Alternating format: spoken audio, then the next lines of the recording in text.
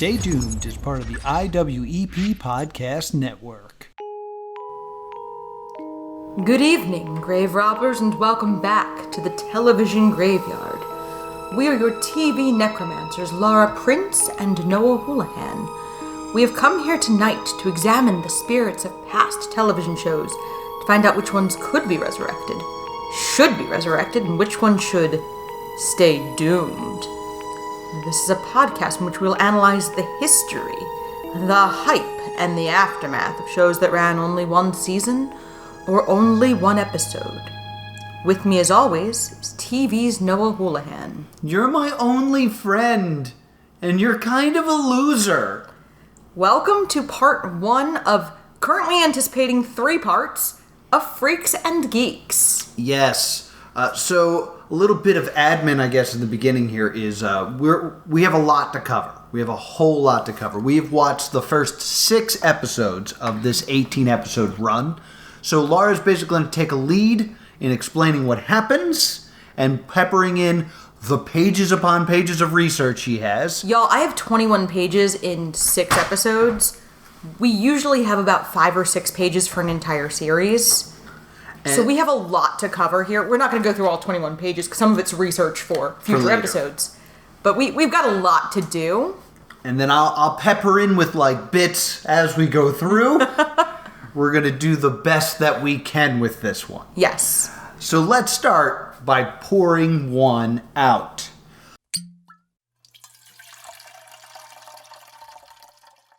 Let's start with you, Laura. What do you have? I have a cream soda because in the second episode, Beers and Weirs, that's what they used to replace beer as a prop for the party. And Linda Cardellini to this day does not like cream soda after having to chug a lot of it.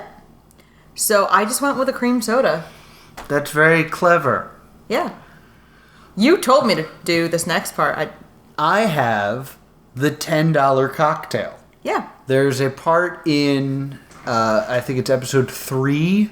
Yes. Where Bill, one of the geeks, agrees to drink a little bit of anything as long as it's not cleaning products or anything like anything that. Edible. Anything edible for $10. Yeah. All right, here's the bet. For $10, I'll drink this much of anything. Anything? Anything. As long as it's something you can eat. Okay, only stuff from the kitchen, nothing from the bathroom and nothing from the garage. Okay. And it has to be food. Okay, nothing from under the sink. Okay, no cleansers, no detergent, no furniture polish, and no cut up bits of sponge. And then they blindfold him, and then he drinks it. So I told Laura, make me a drink, put whatever you want in it. And this was the be kind my cocktail. version. There's stuff falling in it. Yeah. There's a lot of debris. There's a whole lot of debris. There's an unspeakably large amount of debris. Yeah, I thought that would dissolve a little better than it did. All right. It's like a snow globe. It is like a snow... Made of mud. Yeah, like things float up and then float back. It's like a lava lamp is what it is. I smelled a small hint of peanut butter. Yeah, which means Bill technically couldn't drink this because he's allergic. Yeah. Oh, man. I smell peanut butter, but this smells really salty. But we'll see. Ladies and gentlemen. He's trying to stall so bad right now. Yeah. You are all regretting this is not a video podcast right now. Do you want me to film this? Cheers. Well, do you want to? No. Okay. Let's just get it over with. Cheers.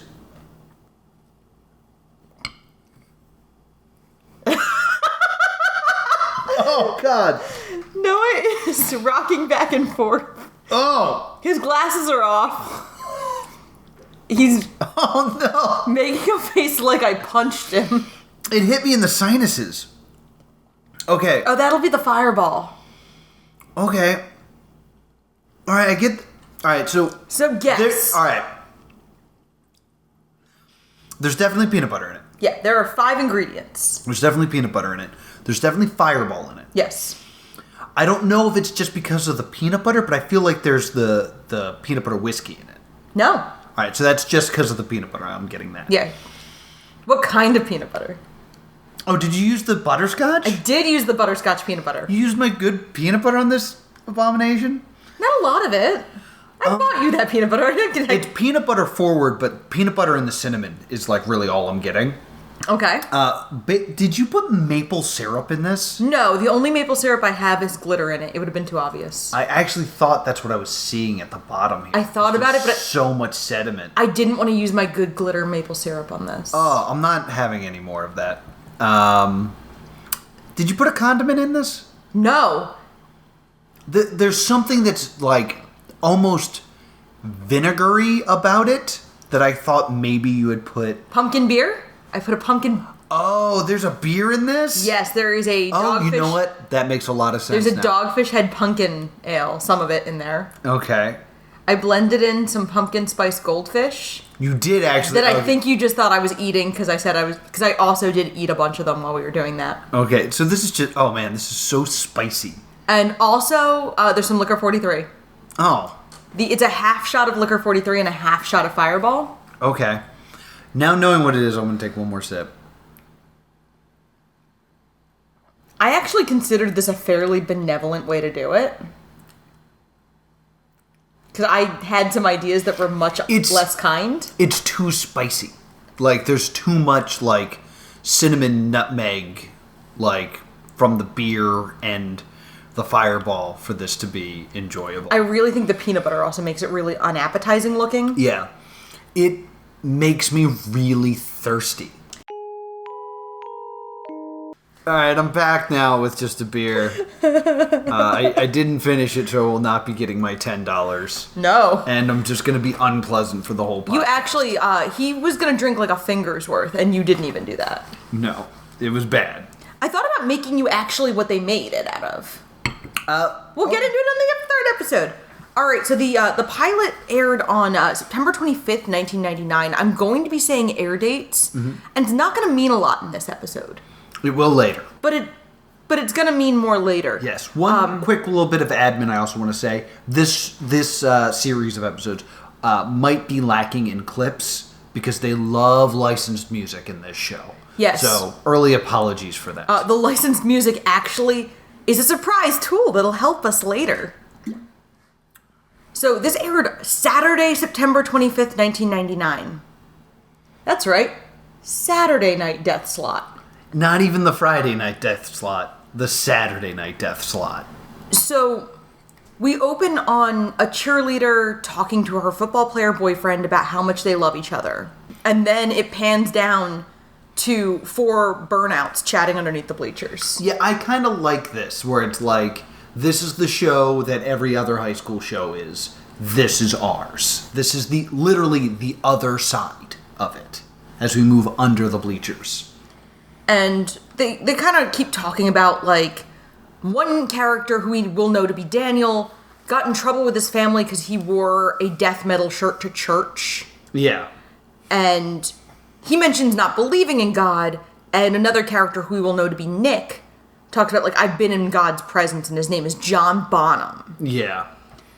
And then a girl is watching them, and we immediately smash cut to 3 little dweeby boys quoting how much they love the film Caddyshack. Yes. And it's Sam Weir and his friends, and we have a 15-year-old who looks 40 calling them Sam Weird and Sam Queer. Yes. And the girl that we see consider the burnouts threatens to go psycho on him. Weir's sister has to protect them. I'm not protecting him. Just trying to figure out why it is you need to pick fights with guys who weigh less than 100 pounds. Watch out, Ellen. I think she's high on pot. Yeah, I might just go psycho on you. Want to try me? And we find out that this is Sam's sister, Lindsay. Yes. And Alan, the bully, loses his nerve immediately. And that's the cold open. Yeah, I think this established a lot of, like, good stuff. Like, immediately being like, this isn't your typical high school show. Which, I know it's a bit, like, cliche to be like, this isn't your mom's high school show. But, like, I thought it was done very well. Mm-hmm. And we kind of established these 2 groups pretty well. And then we jump into I Don't Give a Damn About My Reputation. Yeah, we get to Bad Reputation by Joan Jett, and it's the title sequence of all of the characters on picture day. And the group that we will call the Geeks is very earnest. Yes. The pictures are still bad, but they're very earnest about it. And then we have the Freaks, who are the burnouts I mentioned earlier, and they're all kind of intentionally sabotaging their pictures. Yeah. Because that used to be a big prank you would pull, of like having an inappropriate yearbook picture. Mm-hmm. And Lindsay, the young woman from the cold open, kind of is in the middle. Like, she has kind of like an awkward picture. Yeah. So, that's the opening sequence. It's a very good, very meticulously done opening sequence with a lot of good character moments. Yeah. And if you don't know anything about Freaks and Geeks, the Freaks are James Franco, Jason Segel, and Seth Rogen, all of which who have made a pact not to age since this moment, because they all look almost exactly the same. We can't discuss not aging and not immediately address the actress playing Lindsay Weir, Linda Cardellini. Yeah. Who is notable on this podcast for Noah not knowing who she was during the Muppets Now episode. Yeah, I didn't know who Linda Cardellini was, and I got a lot of heat in the comments for not knowing who Linda Cardellini was. Earned heat. And I will also say that we were halfway through this episode before I went, that's Linda Cardellini. I have a comment of, this is now a Linda Cardellini Stan podcast. Yes. So, there is still one series regular we have not yet met, who does not appear in the opening sequence. Yes. But we will meet her a little later. So, we then go to the Weir family dinner, and it's Lindsay's parents lecturing her for smoking. You know, I had a friend that used to smoke. You know what he's doing now? He's dead. The homecoming dance is this weekend, and she doesn't want to go, and her little brother, Sam, the geek, wants to go see Monty Python and the Holy Grail with his friends. Yeah. Instead of going to the homecoming dance. She tries to get out of it by saying that the homecoming dance is where people have premarital sex. Yes. And her dad says, there was a girl in our school. She had premarital sex. You know what she did on graduation day? Died of an overdose, heroin. And I did an actual spit take. So we find out that her dad owns a sporting goods store. Right. And he threatens her with working at the store if she doesn't go to the homecoming dance. Yes. So we go back to... Now, quick cuts and back and forths are really... Like, there's no scene transitions. There's no wipes. There's no. Meanwhile... It's, here's the freaks, geeks. Here's the freaks, here's the geeks. My next note is, did one kid just weaponize a mentally disabled kid against another kid? Yes, there's a moment where this kid who we see throughout the show, but I don't think we ever really get his name. No, he's just he's kind of a rando. Says, oh, Eli, that guy needs a hug. And Eli runs up and gives him a big hug. And I was like, ooh, this is rough. Yeah. But also what would happen in 1980s high school. Yeah, this takes place in September of 1980. We then see the Geeks, and Neil starts to imitate Captain Kirk, making Sam laugh. And we see the same bully who called him Sam Weird and Sam Queer earlier pull his hands down on Sam's Twinkies, crushing them. Sam tattles to the teacher, Mr. Kaucheski, the math teacher, who tells Sam to man up. Yeah, be a man. And tells Alan to go buy him more Twinkies, because that would be the nice thing to do. Mm-hmm. And meanwhile with the freaks, Lindsay is chatting up Daniel, played by James Franco. And we get the establishing moment for Ken, who is played by Seth Rogen, and he is just an absolutely vile establishing character moment. He uses one of those sticky hand toys to hit a girl in the ass. And says, your butt was calling to me. Yeah. Seth Rogen, throughout this show, must have been given the direction to stay monotone and stone face. Yeah. Because he shows no emotion. It's like he doesn't even want to be there. It's very strange, because it makes me not want to see this character, because he's such a slate.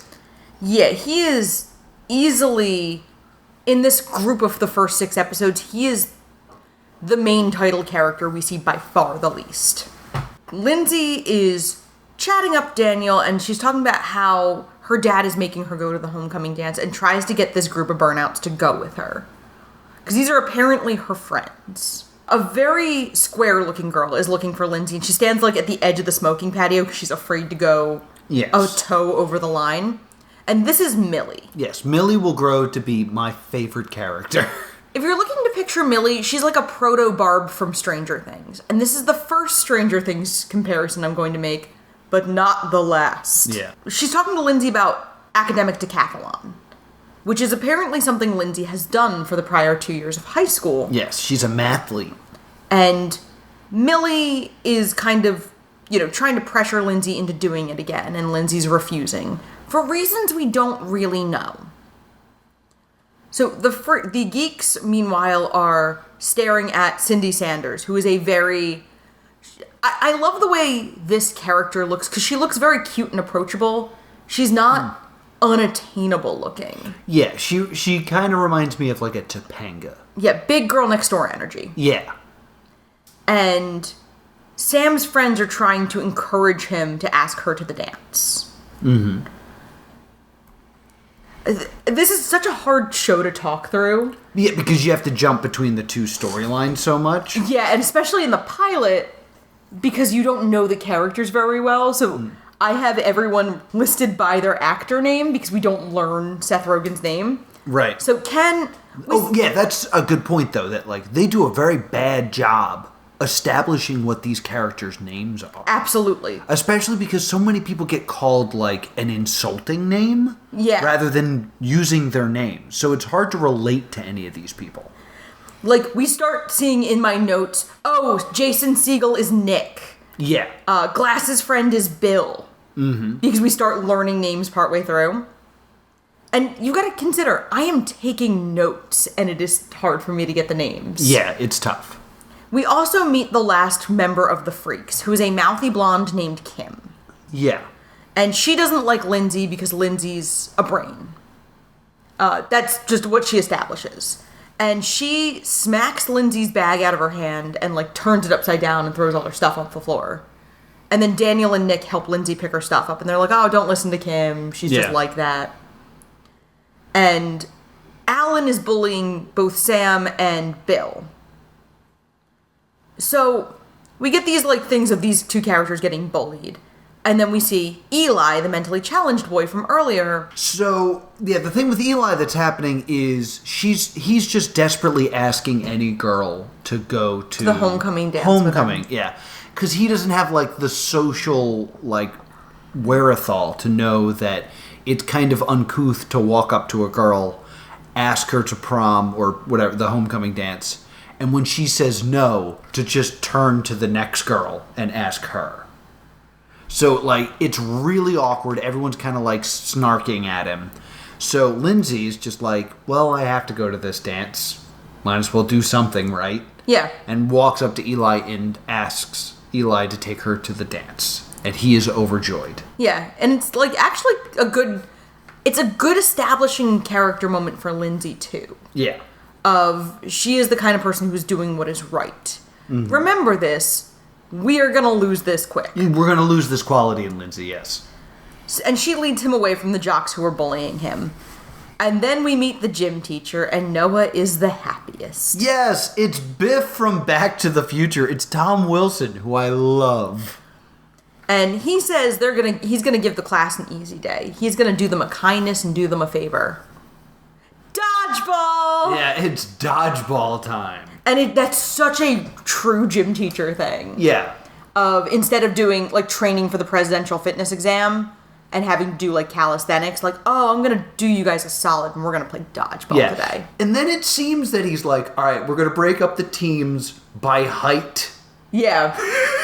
He doesn't say that, but that's what happens. Like, all the small kids are on one side, and then there are some, like, legitimate giants on the other side. And I mean, that's very freshman year of high school, because I remember my mother dropping me off at a middle school dance and being horrified that all the boys looked 8 and all the girls looked 18. Well, in this, the one team looks 8. And the other team looks 23. But that's early high school. Like, since puberty is not a fair situation, you will have freshmen in high school who look 8.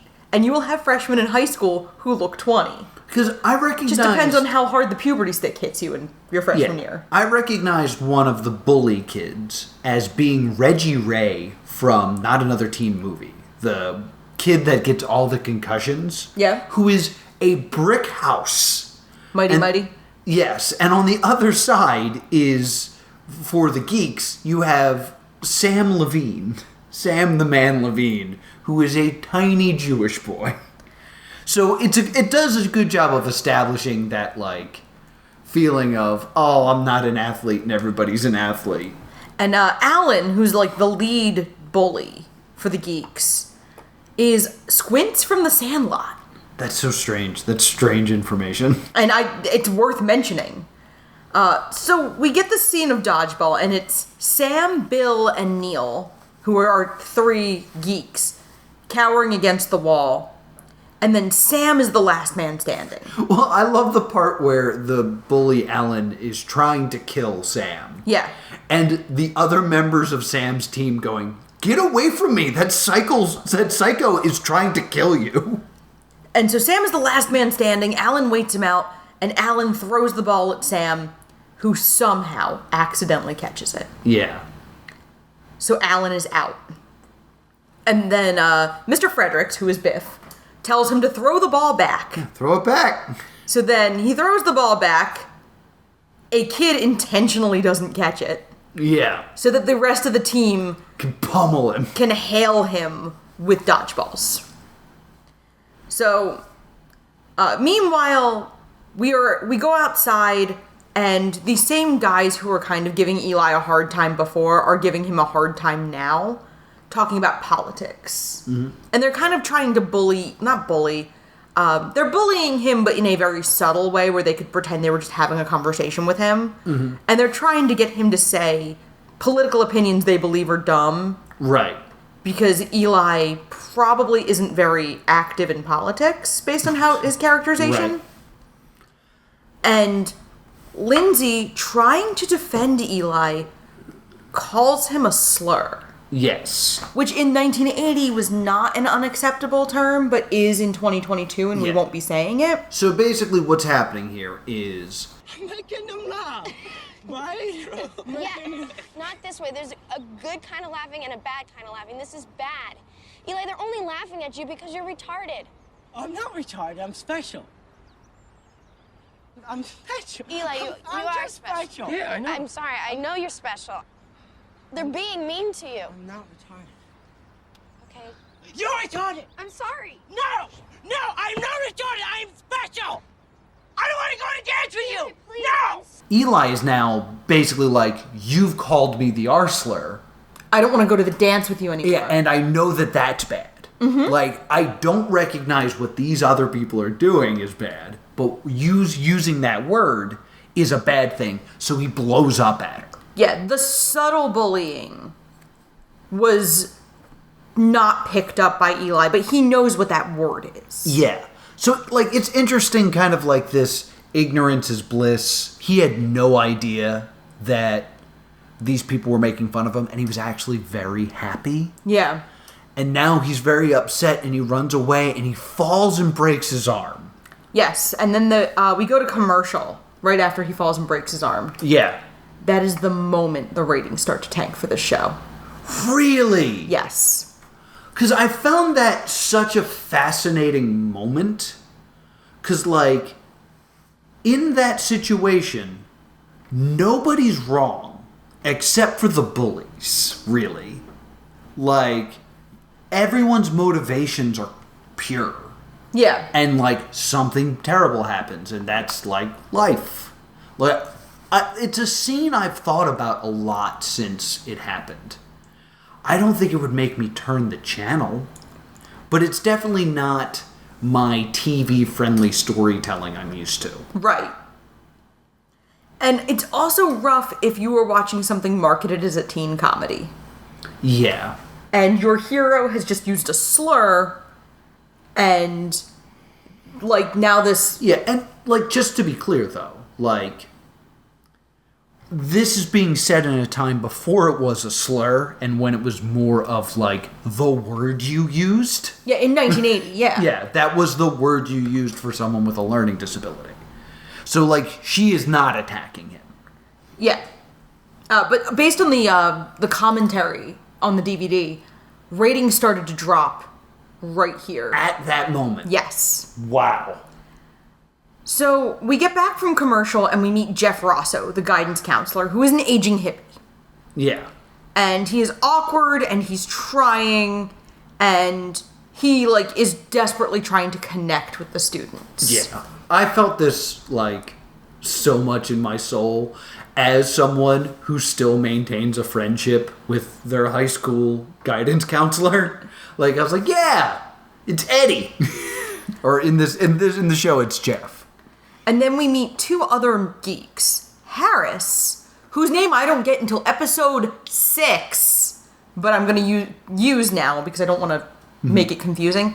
And then another guy we don't see as often.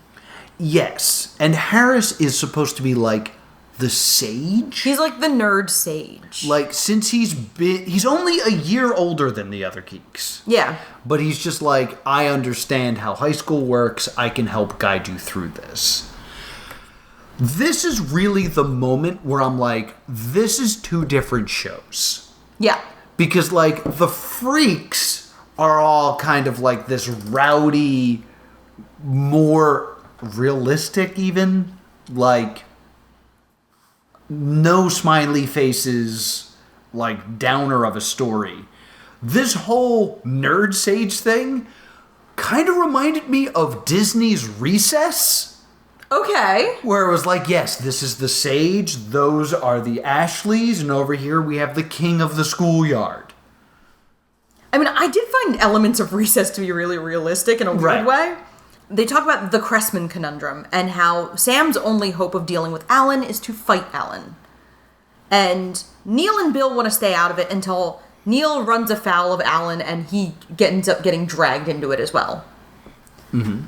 So Nick, after finding out, Jason Segel's Nick, after finding out what happened to Lindsay, offers to cut class with her. And she accepts because she's having a miserable day. Right. He's clearly supposed to be the good guy between him and Daniel. Yeah. We then have this moment of, we go back to the Geeks, and they're talking about the fight. And there's a great line here where Bill asks if he should wear a cup, and Neil responds, "That's between you and your God, Bill." Yeah. And it's a great line. Mm-hmm. Neil is a great character. Like, I'm going to have a few moments where I'm like, yeah, that's genuinely a really solid bit for a 14-year-old. Yes. And I gotta say this, because before I forget, but shout out to Sam the Man Levine, who is absolutely fantastic in this show, and Stay Doomed alumnus, because he appeared in I'm Poppy. Did he? Yeah, he's like the main guy in I'm Poppy. Oh, yeah. I like him more in this show. Understandable. So we get this very weird scene. It's Kim, the mouthy blonde from the Freaks, calling Sam a geek and just confronting him, asking him if he likes her, and she pretty much like sexually assaults Sam by saying like, "You want to kiss me? Come on, one kiss," and then she slams him against a locker. This is like way too much, in my opinion. And John Francis Daly, who plays Sam, is so young looking compared to Busy Phillips, who plays Kim. And this is based on a real thing that happened to one of the series creators, Paul Feig. Really? Yes, this is the kind of thing that could only be based in real life. Because it's so inappropriate. Yeah. And this is only in the extended version of the pilot. Oh, interesting. Which we watched the Hulu rips. Yeah. So we're going to be saying everything based on what's on Hulu, because that's what we have access to, because the DVDs are very out of print. I found transcripts of the commentaries, and that's what I'm using. Yeah, I will say that when I was in high school, a girl kind of pulled me aside and opened her shirt and asked me if her boobs were tanned correctly, or tanned evenly. And... What? Oh, guys, Noah wasn't cool in high school. This girl pulls me aside, opened her shirt, and said, "Hey, are my boobs tanned evenly?" And I looked, got closer and squinted, and then looked this girl in the eye and said, "I can't tell in this lighting," which is the wrong answer. Oh my god. Were you in this show? Was the show about you? Oh, there's quite a few things there. I'm like, that happened. I'll bring them up as we go along. We have a few that happen to me too, so... Neil considers asking Kim to beat up Alan for them. Yeah. Which is a great moment. So, Nick and Lindsay cut school. They go to his garage, and we see his 29-piece drum set. And Nick kind of gives Lindsay this speech about how she needs to find her gigantic drum set. Meaning, like, the things she cares about and is passionate about. Right. And there's, like, a nice, cute little moment. And he tries to say, like, come to my house. I'll cover for you for homecoming. And she's like, I can't lie to my dad. And he says, like, I'll show up to your house. I'll wear a suit. I'll be your date. Yeah. And they get busted. Yeah, they're having this beautiful moment when the guidance counselor pulls up and goes, "Hey, guess who's in trouble?" Yes. But he offers to allow her to get off scot-free if she does academic decathlon. Yes. This is also how Glee starts, by the way. And this is how Finn ends up in the Glee Club, is he's blackmailed by a teacher. Yeah, this is also Mean Girls. Yeah. She declines, and Jeff also says, I can't force you to join academic decathlon, but I can force you to man the refreshments table at homecoming. At the dance, yeah. And so that's what happened. And her parents lecture her later that night at dinner, and her mother says, I'm glad your grandmother wasn't alive to hear about this. Yes. This is pretend important. Because this is going to be vital for this episode and then never come up again. So, we have this great scene with Lindsay and Sam. Sam is Lindsay's little brother. He comes in. She's looking at a picture of her grandmother and herself. And he asks if she thinks they can beat up Alan. And she's like, I don't know, maybe. And then he says, why are you throwing your life away? Did Dad ask you to tell me that? No, Millie did. I love Millie. And then Lindsay tells a really traumatic story about being the only one who was with their grandmother when she died. She grabbed my hand and told me she didn't want to go. She looked so scared, Sam. So I said, well, can you see God or heaven or a light or anything? What did she say? No. There's nothing. And Lindsay kind of just rethinks her whole life of being quote, quote, good.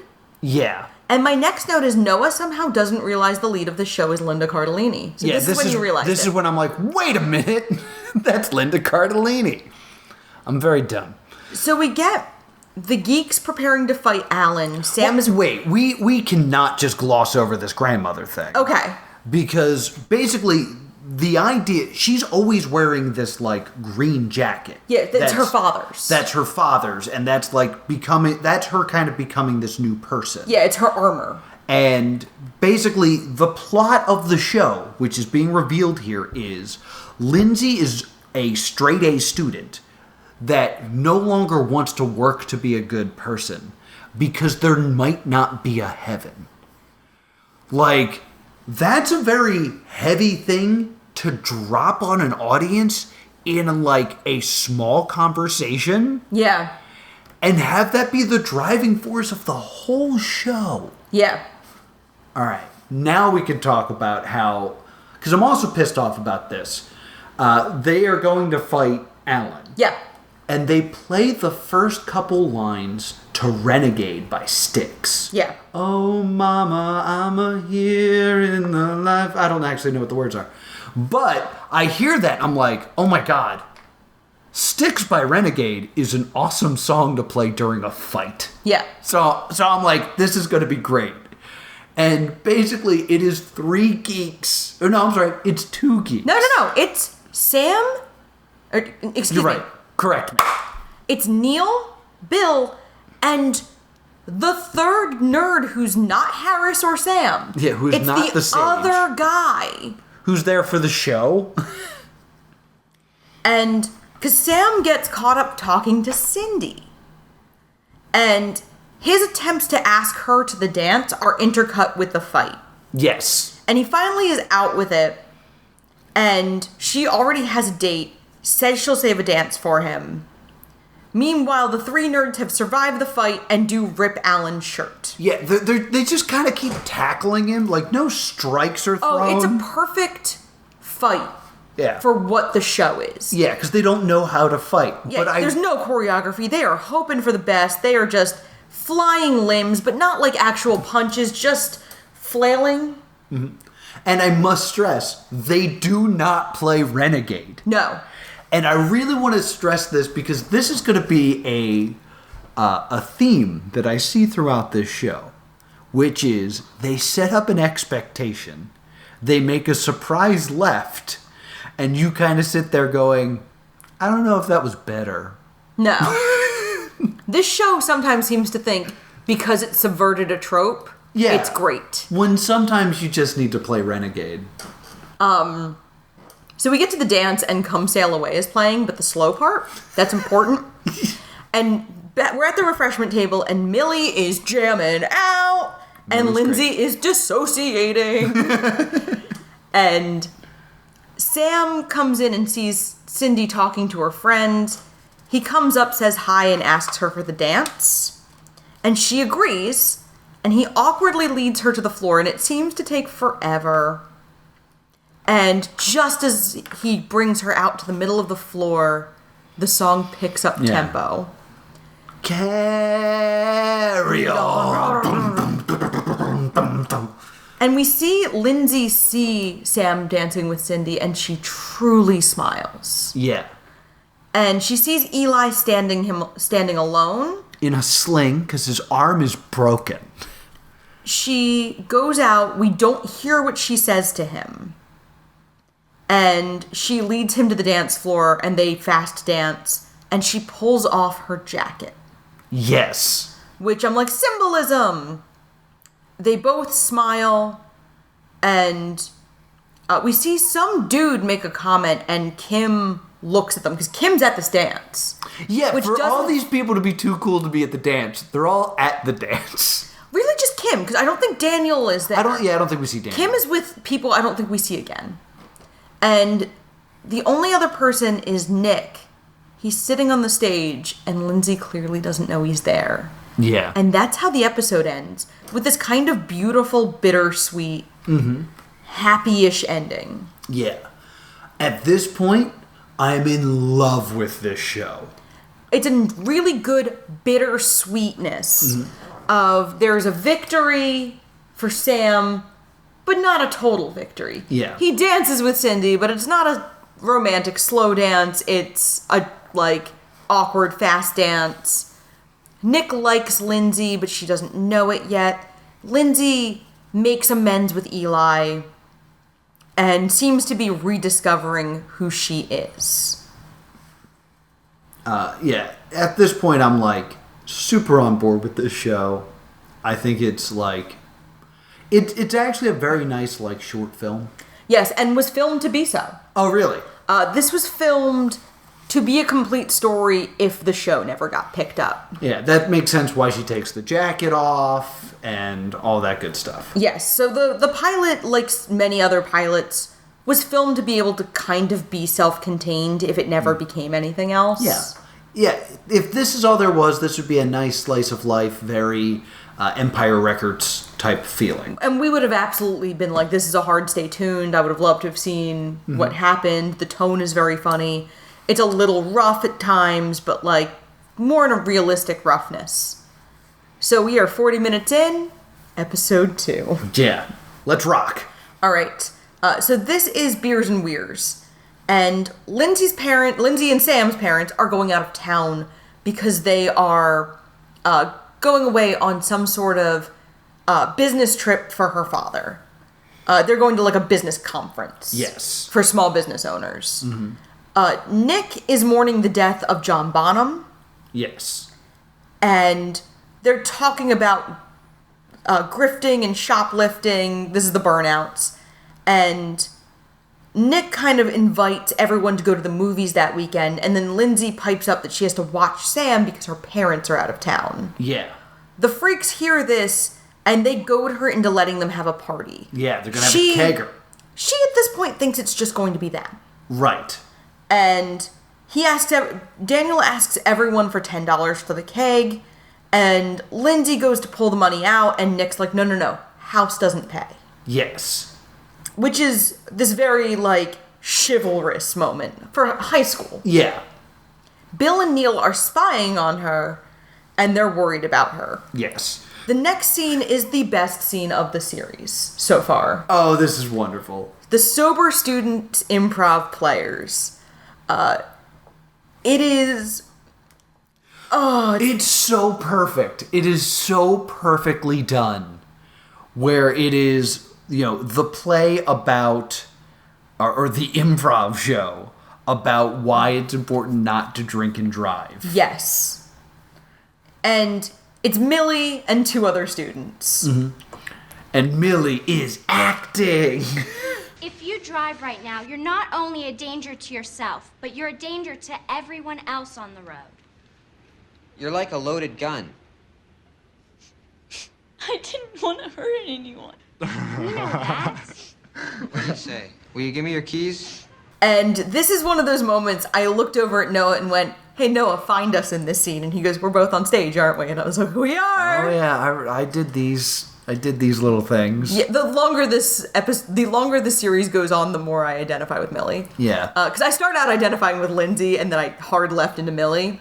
And, this is perfection to me, is the students do a kind of fun improv scene about, having a designated driver and things like that. Then the guidance counselor comes out. Oh my God. And tries to, rap. not actually rap, but, rap with you, Now, I know what you're thinking. Mr. Rosso, you don't understand. If I don't drink, I won't be cool. Well, you know what I say to that? Maybe if you don't drink, you will be cool. Which is just word salad that doesn't actually mean anything. Just picture when, your teacher grabs the chair, turns it backwards, and sits in it backwards. Yeah. And then immediately transitions to pictures of dead kids because of drunk driving. God, I'm at school, and you were just doing improv. How do you think this is appropriate for my emotions right now? Oh, it so perfectly captures how terrible a school assembly is. And over the course of it, Daniel and Lindsay sneak out. Yes. That it's important that happens, so I just mentioned that. So we then get back to later that day at their house. The parents are about to leave, and they are given $50. Yeah. To eat for the weekend. She's like, here's food. Their mom meal prepped so that all Lindsay really has to do is heat food up. But there's also money. And it's $50, which is about $180 in 2020 money. Yeah. And so, treat yourselves, order a pizza. Mm-hmm. Typical mom fare. Yeah. And Sam is a little bit suspicious because Bill and Neil have spied on Lindsay and the burnouts, and they kind of point out, oh my God, your sister's going to throw a kegger. And they're very worried because they've been watching the assembly, and the freshmen are like, oh no, while the seniors and juniors are laughing at it. Yes. So to quickly get us to the good parts here, the plan is they are ordering the burnouts are ordering a keg. The Geeks are using Neil's bar mitzvah money to buy a non-alcoholic keg. Yeah, let me. And they're going to do a switcheroo. Yes. So there's an emergency phone call that gets Lindsay out of class, and she's furious because she knows her parents out of town. So Nick and a girl we don't know named Sarah, who appears on and off, but not frequently enough for us to really remember to make her a character. So they go to buy the keg, and then the Geeks go try in a great liquor store. It's obvious proto Superbad. Yes. So they go, and the clerk is like, no, I'm not selling you a keg. And they're like, no, we want non-alcoholic beer. And he goes, no, still no. It's like, but it's for a prank. We want to switch it out with my sister's keg. Oh. Cool. Well, righteous. And Bill was so late to filming this day, they almost wrote him out of this episode. Oh, really? Yeah, I think that's why Bill is away from the action for a lot of the rest of this episode. Oh, that makes sense. So, Neil... we also find out that Neil has a giant crush on Lindsay.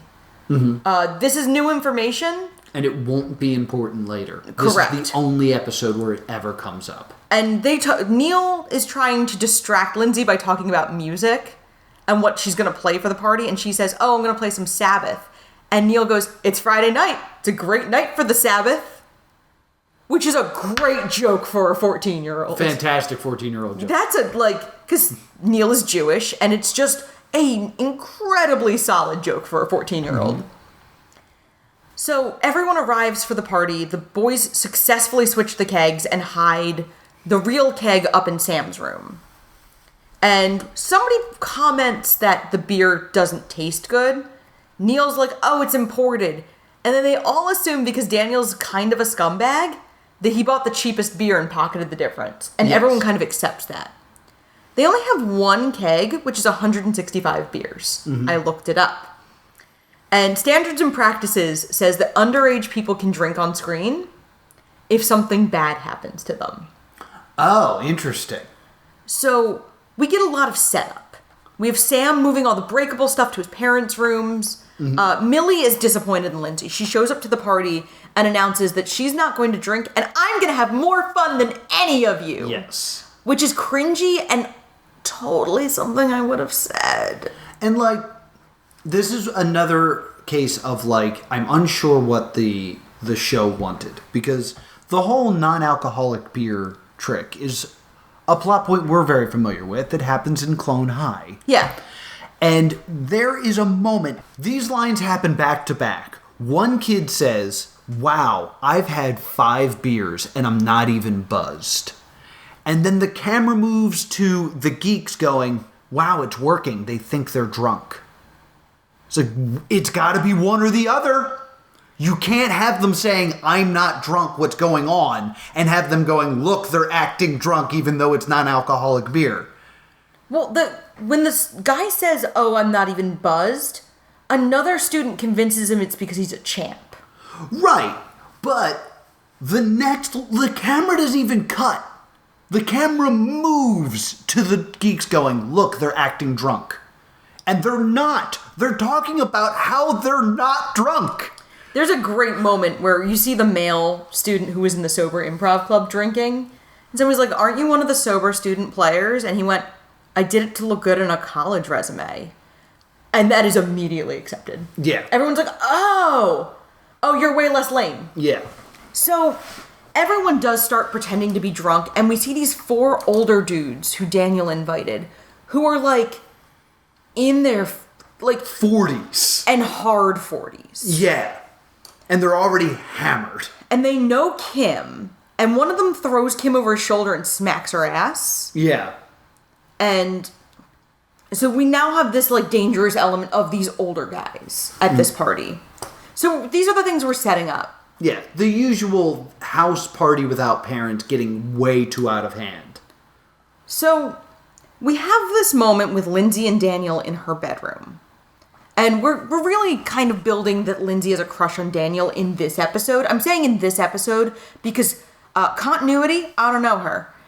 And Daniel points out how happy Lindsay looks in the picture of her with the mathletes and that she has a blue ribbon.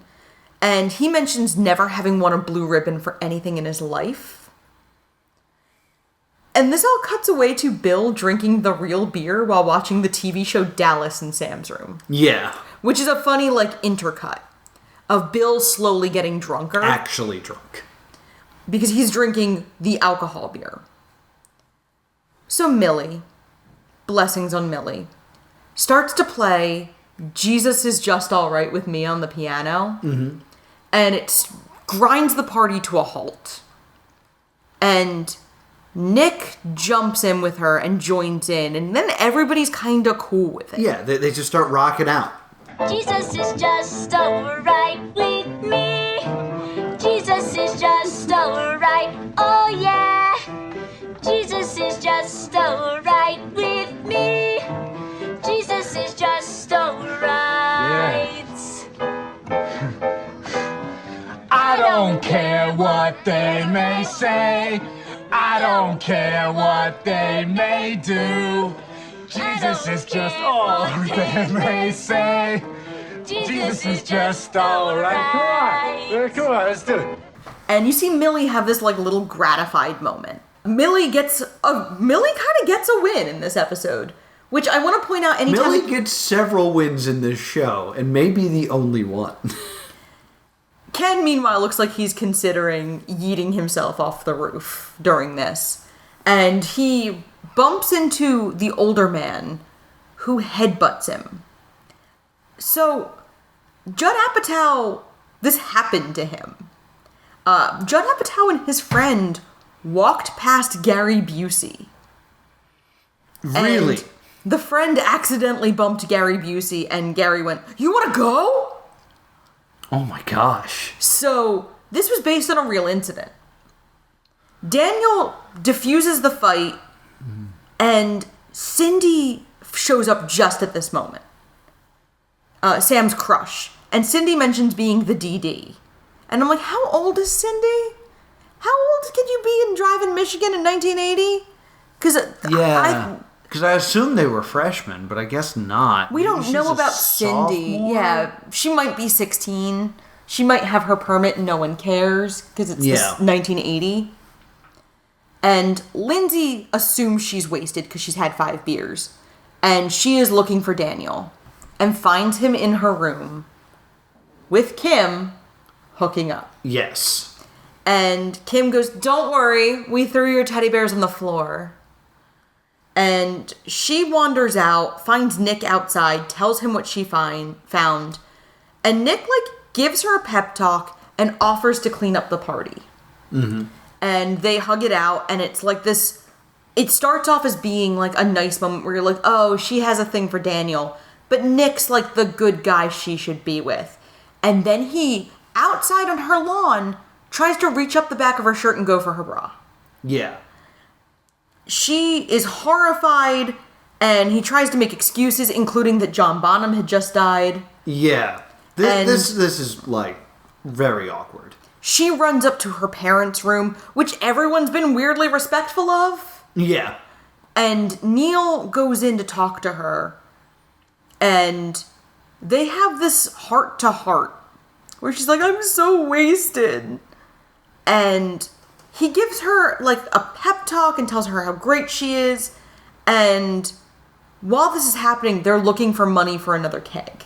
Yes, you kind of hear that being shouted, we need money for a second keg because the keg blew. And she wants everyone gone. And Neil confesses his love to her. And she starts to cry much harder. Yeah. And he calls the cops on the party with her permission as an act of love. Yeah. And the scene where he calls the cops is very funny. Yes. Hello, police? Yes. Hi, there's a very loud and annoying party going on next door. It's just been going on forever. I'm very tired and I'm old and I need my rest. And it's very much a kid calling the cops on themselves.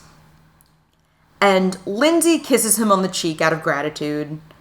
And meanwhile, downstairs, Sam confesses to Ken that the beer was fake. Yes. And he goes, "I know, but I made $87 playing quarters. This party ruled." And I'm really good at quarters too, so I support this. Daniel and Kim leave together, and Kim hands Lindsay one of her teddy bears to embarrass her. And the whole show ends with the party breaking up because the cops are going to come. And Bill actually drunk on the ground upstairs. Yes. Bill being wasted on the ground was actually one of the ways they appeased S&P. Because Bill did drink alcohol, so he had to suffer for it. Oh, okay. Everyone else, since they only thought they were drinking, they could kind of get off scot-free with standards and practices. Oh, interesting. Okay. Because no one else actually drank. Because, like, the moment I heard what the plot was, like, the moment she was like, my parents are going out of town, I was like, oh, okay, start the counter for where they get busted for having a party. Because that's what happens in these shows. Absolutely. But the show ends before we get to that part. We never even see the cops. Yeah. The threat of the cops breaks up the party. And then the show just kind of ends, and I was just kind of like, wait a minute. This show's an hour. Yeah. How did they not have enough time for the consequences? The pacing in this show is not always ideal. So I'm immediately like, okay, we'll find out in the next episode. Yeah. Spoiler for what's about to happen in 3 seconds. They don't bring it up ever again. So the next episode airs October 30th. But Laura, the last episode aired October 2nd. I know. This got preempted by the World Series. Okay. For about a month.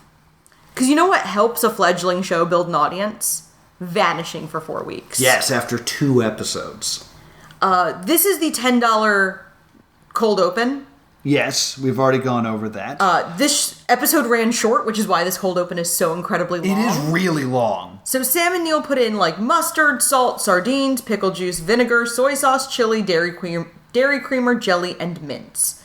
And Bill drinks it and goes, it wasn't bad. The real drink was a Slim Fast with mini marshmallows and bits of cookie. Oh, nice. I had everything in the house to make that. And chose not to. I kind of thought you would like the drink I made. I kind of thought I legitimately thought you were going to go, I hate you. No! Also, since I'm lazy and don't make breakfast, I need those Slim Fasts You don't want to waste it. To not make breakfast tomorrow. Gotcha. This is the Halloween episode. And Sam is not planning on trick-or-treating. He wants to go to the movies with his friends that night. And the mom guilts Lindsay into giving out candy with her. Yes. And so we kind of have this little, this moment of setting up what Halloween's going to look like. At the bus stop that morning, Millie asks Lindsay to go to the Halloween dance with her. And Lindsay says, oh, I'm sorry, I can't go to your church's Halloween dance. I'm giving out candy with my mom. And Millie's like, oh, okay. That's an excuse Millie totally gets. Yeah, she's on board with. Oh, you're helping your mom. That's fine, maybe next time. Daniel pulls up. Millie is weird and awkward because Daniel's car doesn't have a muffler. Mm-hmm. And Millie's like, my dad threw a rock at your car once. You need a muffler. And then she eats Fun Dip. Because it makes her spit taste like fruit juice. And then she's offering around the Fun Dip, and Daniel takes some. Yeah. And it's like, thanks for the candy, Skinny. And says, oh, we would offer you a ride, Lindsay, but there's an engine block in my backseat. Yeah. So it's him and Kim, and then they pull away. Rosso calls Lindsay out for cutting class, and it's like, don't make me be the man. And I was like, is this continuity? Is this him calling her out for cutting class in the last episode? I can't tell. Maybe she's just been cutting class a lot. So we are now getting to Sam's English class, and he's calling them out for the books they read for book reports, some of which are the novelization to Star Wars. Neil's is an autobiography of Sammy Davis Jr. Yeah, Sammy Davis Jr.'s autobiography is unacceptable. It's why not? What's wrong with Sammy Davis Jr.? What's wrong with an autobiography? And so they're going to read Crime and Punishment, which in my school district was AP English for seniors. Yeah, it's not a fun book. And then I have a moment. My freshman English teacher kind of sucked too, though. So I get it. There's nothing like inspiring kids to read through punishment. And crime. And crime. So she wants them to have read half the book by Monday. Now, reminder, this is Halloween weekend. Halloween is a big holiday when you're a kid and a teenager.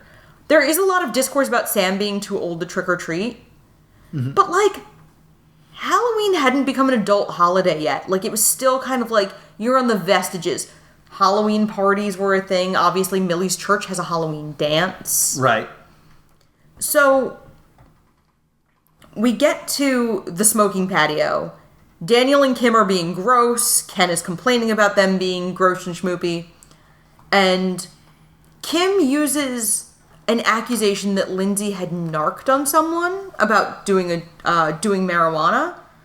And it's like, oh, his brother's looking for you, Lindsay. And Lindsay's like, I didn't do anything. And then Kim laughs because she was just messing with Lindsay. And Nick's like, oh, they did the same thing to me last week. Mm-hmm. So they ask Lindsay on a double date with her and Nick, essentially. And she declines because of her mom. So Lindsay's leaving, and she catches Millie kissing a boy. Yes! In a plot that does not come back. Never gets referenced again. And it's Tommy from her church camp, my secret love. And Millie begs her not to tell, and she's like, I didn't want to tell you because you don't have a boyfriend. I was like, okay, we're getting the plot that, like, Lindsay's upset she doesn't have a boyfriend, because that would make sense. It's not a great plot for a teenage girl, but I get it. No, that never gets picked up again. No. Sam decides to go trick-or-treating, and Sam's dad thinks they're, like, kind of old for that.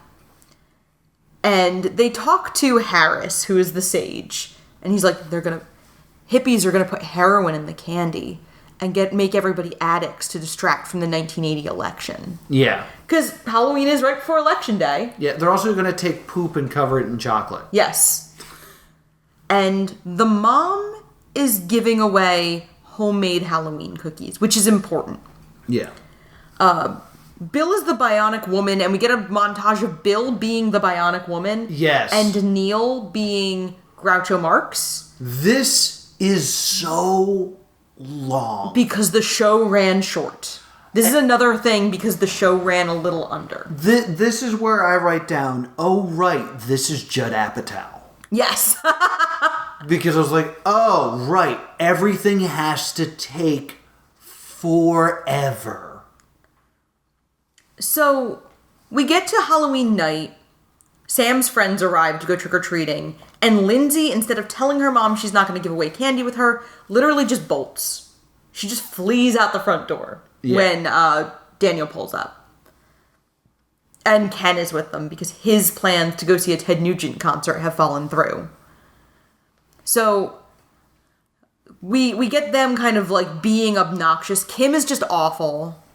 Yeah, this is a feeling I can totally relate to of being trapped in a car in high school where, like, she gets into the car and she's like, let's go see a movie. Let's go to a haunted house. There's a haunted house. And they're like, no, we're just going to drive around and see where the night takes us. And, like, you can't get out of the car. So you're just kind of scrunched up in the back of this car going wherever you're going, and you have nothing to do to stop this situation. Right, and, like, there's also no plan, so you're like, oh, God, what? Because she also, like, kind of wanted to be home sort of early. Mm-hmm. Because she was hoping to, like, still spend some time with her mom. So Bill is getting stared at because he's the Bionic Woman. And then he mentions being allergic to peanuts, licorice, and nougat. Mm-hmm. And I was like, if Bill has a bunch of food allergies, should they not have come up in the beginning of the episode when they're feeding him? They could have killed him. And we get this montage of moms telling Mrs. Weir that nobody does home-baked treats anymore because the kids have been conditioned not to accept them. Yeah. Because of the razor blade poison poop panic. Yeah. They're all in a pile in the corner covered in ants. Lindsay's suggesting activities while the teens don't want to do anything. And the boys getting told they're too old to trick-or-treat and trick-or-treating just sucking. Yeah, like, for a really long time. It's a misery montage. It is just the geeks not having fun trick-or-treating and the freaks, like, doing Halloween pranks that are escalating. Like Nick jumps a fence and smashes a jack-o'-lantern, but it's the guidance counselors. Yeah. And there is a funny little moment where he walks out, looks at his jack-o'-lantern, goes inside, and just grabs a replacement jack-o'-lantern. Yeah. Like, this happens to him every year because he's the unpopular guidance counselor. So it goes from like friendly, silly vandalism of the pumpkins to full-on vandalism of hitting mailboxes with a bat to assault where they're throwing eggs at humans. Yeah, there's a nice moment though where Lindsay tries to stomp a jack-o'-lantern and loses her shoe in the jack-o'-lantern. Yeah. Because Lindsay's bad at it. Mm-hmm. And so when Lindsay eggs somebody, it's the Geeks. Yeah. Right after Alan has mugged them for their candy. Mm-hmm. It's also worth mentioning that this all is ostensibly happening at like 5 p.m. because it's full daylight. Full daylight. Sunset in Michigan. This takes place near Detroit, so I looked it up. Sunset is at 6:30 p.m. on Halloween. Right. So they're idiots. Now, I believe daylight savings time actually used to be earlier. So it would have been around 5:30. It would have been dark. The commentary does address this. They threw in a line about going out early, so there's still candy, because they couldn't figure out how to do day to night. Because they just didn't have the budget for it. Excellent. So Alan mugs the Geeks for their candy, and the freaks throw eggs at them, and Lindsay realizes, too late, that the person who got the most egged was Sam. Mm-hmm. She screams to stop the car. Daniel reverses down the road. Lindsay grovels for forgiveness. The freaks are like, no, she didn't mean it. She's sorry. But Kim laughs. And Sam refuses help. He decides to go home, even though Lindsay tells Daniel to give him a ride. Yeah. And Lindsay begs to go home, and Kim's like, oh my god, let her. I told you she'd be a drag. Sam arrives home covered in eggs, and Lindsay arrives just as the parents are interrogating him about who did it. Right. And Sam does not sell Lindsay out, but he does say, like, it's a bunch of freaks and dirtbags. Mm-hmm. And the mom and Lindsay kind of have a little confrontation about her not staying home. And she's like, you could have told me you didn't want to hand out candy. And I was like, moms always say that. They don't mean it. No. Because then we could have had an argument. Rather than you actually getting to go out, we could have fought about it. So she goes, kids didn't throw eggs when you were in school, Mom? And she goes, I guess so. I never did. So Lindsay and Sam have a little... I kind of used to think this was going to be a once per episode thing of Lindsay and Sam talking in one of their bedrooms, but it really doesn't happen that often. And he's not speaking to her. The only line he says to her during this is, no one thinks you're cool, you know? And she goes, trust me, I know. And she comes down in a costume that her mom rented for her, and she was supposed to be her mother's little princess, but it's a little prince costume. Yeah. And the women giggle, and Mr. Weir has gone out to go buy candy after Mrs. Weir starts to have like a breakdown about nobody having the cookies. And they give out candy and kind of have this nice moment. And then Dad goes to Sam's room. They talk a little bit. And Sam just ends Halloween night reading Crime and Punishment miserably on his bed. Yeah, and then the show ends. The network did protest this ending. They were like, look, it doesn't have to be a happy ending, but can it be something less sad? This episode was so nothing. Like, we're going to go trick-or-treating, it's a bad time, and then it ends. Or, we're going to go drive around in a car. Have a bad time, and then it ends. It's a bad time, and then it ends. Like, there's not really a story here as it is a series of events take place. A series of unfortunate events, but with no Jim Carrey. Yeah, and like, as much as I appreciate, like, oh my god, I know that exact feeling of being trapped in a car, they didn't do anything with it. No, like, they play pranks, and I almost feel like the stakes in this episode are not high enough. Yeah. Like, Lindsay should have been in a situation where, like, there was legitimately something she was very uncomfortable with. She was fine with egging some random kid until it was Sam. Yeah.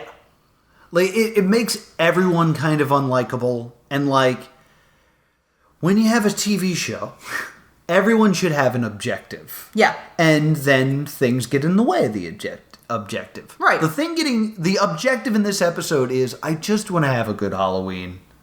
Yeah. Like, not even I want to trick or treat or I want to go to a haunted house. It's I just would like to be happy for a couple minutes. Yeah.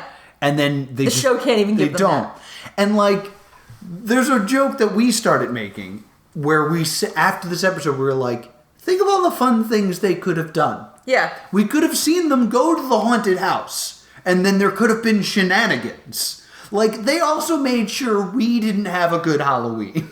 Yeah, like, they could have gone to Rocky Horror. Yes. Which was, like, such a rite of passage at the early 80s. Mm-hmm. And have that be uncomfortable for Sam. Yeah. Because, like, you know, the geeks could have gone to Rocky Horror. Like, oh, Monty Python's not playing, kids. Yeah. It's Rocky Horror because it's Halloween. And that would have been maybe something more interesting to do. And, like, Neil likes it, Sam doesn't. Yeah. And have that, like, kind of give them something to do. It's... This episode was a little brutal. Yeah. Let's go for an even more brutal one.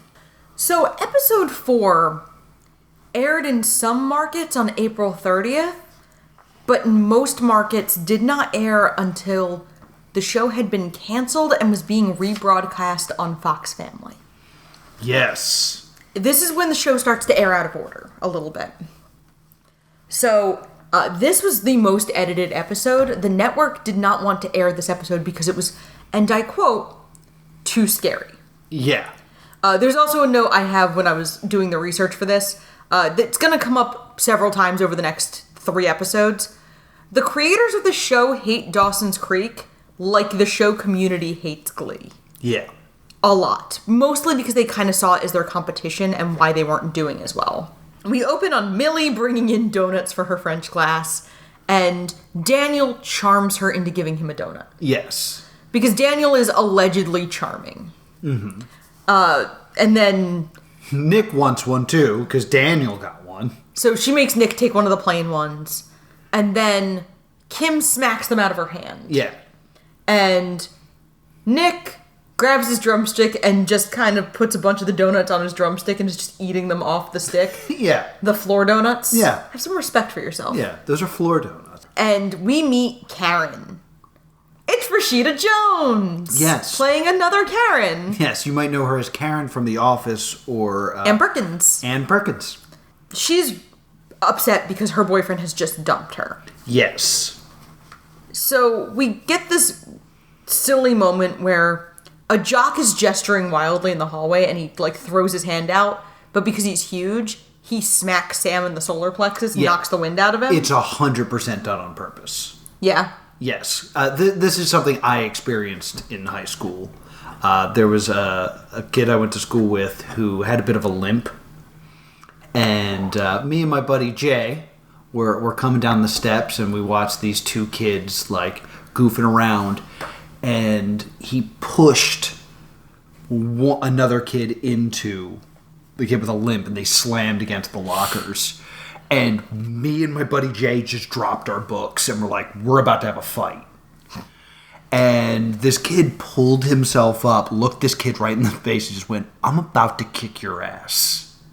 And we're like, all right, he doesn't need our help. He's got this. And they ran off. It was awesome.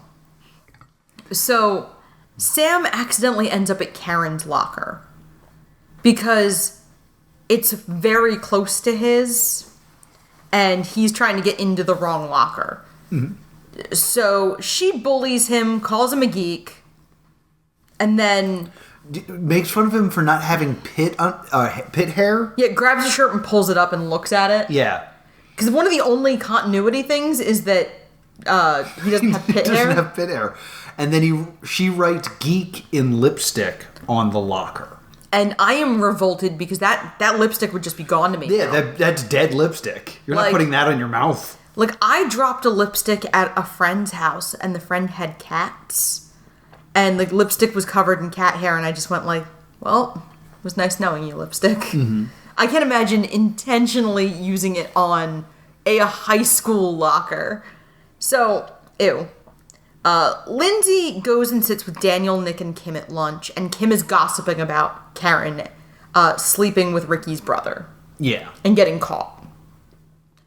And Lindsay misses enough of the conversation that she kind of tries to awkwardly catch up, and she's like, who did what? And Kim is rude to her. And Lindsay's like, you know what? I am super done with this. Finally! And she goes to sit with some other kids, like, obvious, like, really super dweeby kids, like... Headgear. Yeah, and like one that. of them gets her headgear stuck on Lindsay's sweater during the following scene. But it took so long for Lindsay to just be like, I'm getting nothing out of hanging out with you people. Yeah. Let me go elsewhere. I was like, oh, thank God. And Nick, like, kind of comes over and apologizes to her. And he's like, yeah, you know, we are your friends. It's just Kim's always in our period. Which is such a teenage guy way of saying, like, she's just not a nice person. Mm-hmm. And then Lindsay begs Nick not to. And he promises he won't say anything to her. Sam erases the word geek off his locker as Neil calls Karen a, quote, busty succubus from hell. Yeah. Which is a great way a nerd would talk about a hot girl who is mean to them. Yeah. And Karen retorts, what was that, Bilbo Baggins? Yes. a reference I don't think a high school girl in 1980 is making. A high school girl in 1999 is not making that reference when this would have been airing. Because Fellowship of the Ring's not till 2001. And you don't start hearing, like, regular people, not straight up nerds, calling people hobbits until, like, the 2000s. Yeah. It's not a cultural reference that someone who is not a geek would make as an insult to a geek. Yeah, like, she might call him Snow... She'd be like, go bother Snow White, or... Yeah. At this point, I actually have a suspicion that the plot is going to be that Karen actually likes Sam. Yeah. And that's why she's bullying him. Because, like, the reason she's coming at him again is, hey, you erased my art. Yeah. Because he cleaned the word geek off the locker. Right. And it's like, there's no reason for her to want to continue any sort of relationship with this kid. And I was like, are they going to, like... Hook up? Hook up? Because, like, that's where I think we're going right now. I'm wrong, but that's where my brain went. So we see Daniel waiting for Kim. She's on the phone with her mom screaming. And then Kim asks Lindsay how it's going. And asks what Lindsay's doing together. And, like, is very buddy-buddy with Lindsay. And asks to meet her after school. And Millie sees this and tries to warn Lindsay away from Kim. And she's like... She says, like, I've heard what she does in the dark room. And Lindsay's like, what? And she goes, she fornicates it. Fornicates in there. No, she said she fornicates it. Oh. Because they actually found it very funny because the actress playing Millie accidentally added the word it. No. And they were like, keep it. We're keeping that line. So then Karen writes Pygmy Geek on Sam's locker. Yes. He tries to cover over it in Sharpie, just like what she wrote on it. And in typical TV show fashion, he gets caught. And he has to write a 500-word essay about why vandalism is bad. Yeah. Kim asks Lindsay to come to her house for dinner, and Lindsay confronts Kim, like, did Nick tell you to be nice to me? And Kim admits he did, but says, like, if we're going to be around each other a lot, we should at least try to get along. And Lindsay considers declining, and then Kim is obviously hurt about it. And Sam hates Kim, and Lindsay is mad at Sam for telling her parents that Kim is kind of a bad person. Because we're not going to acknowledge the egging. No, that or never anything happened. else. Or the fact that, like, Kim straight up assaults Sam in the pilot. Mm-hmm.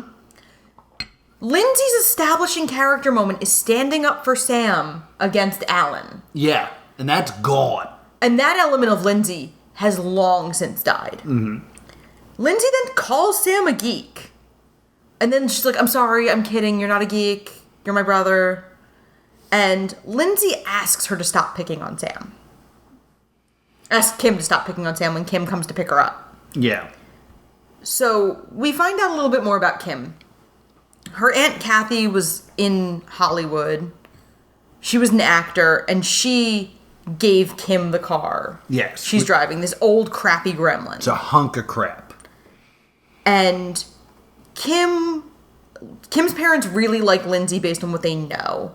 And then Kim has been using Lindsay as a cover story, saying, like, I'm at your house every weekend. I went to your vacation house. Yeah, we went water skiing. And Lindsay kind of realizes that Kim is using her as cover, and it's immediately awkward. So they eat, like, KFC, and Lindsay does not know how to, like, keep up the lie because she's been not briefed about it. Yeah, she's not been briefed on this lie. And so she doesn't know anything about the layout of the shore town that Kim has claimed she has a house in, and it turns out her mother worked in that shore town. So she's like, what street is your house on? And Lindsay doesn't know. Right. And thus, the mom catches the lie and just starts screaming at Kim. Who literally yells, I learned it from you. Yeah. There's a big family altercation between Kim's mother, and Kim's stepfather. Because they're going to sell her car. Yeah. Which is the last thing she has of her Aunt Kathy, who she loved. And it's her car. And it's a really intense scene. No, there's nothing particularly graphic. But you see the, like, a very realistic struggle. Yes. Like, there's a lot of screaming. I just want to throw this in there. Her brother is passed out on the couch the whole time? Yes. Which, they're But they don't want him to wake up. They don't want him to wake up. But then there's all this screaming. Kim throws her keys to Lindsay. Mm-hmm. Lindsay grabs the keys and jumps into the car. And then her father and mother are, like, punching it and shaking the car. Yeah. And Lindsay's just in the car, terrified. Mm-hmm. And then Kim's able to get into the car. She unlocks the door just long enough for Kim to get in. And they escape together. Mm-hmm. And it's wild. It is an intense moment of television. Yeah, and NBC did not air this one because it was deemed too scary for TV. Judd Apatow and Paul Feig kind of protested of, like, you're going to show CSI, but not this, even though CSI was CBS. But the murder procedural is such a different type of sanitized violence. Yeah. Than realistic domestic violence. Mm-hmm. In a show that was arguably aimed at teenagers. Yeah. And was marketed as a comedy. Mm-hmm. Like, this is a very brutal episode for a comedy. Yeah. And we're at, like, the halfway point of this episode. Yeah, Kim melts down, and Lindsay, not for the last time, asks a character who is actively melting down if they're okay. Yeah. My car! My car! My car! My car! Mine! My car! My car!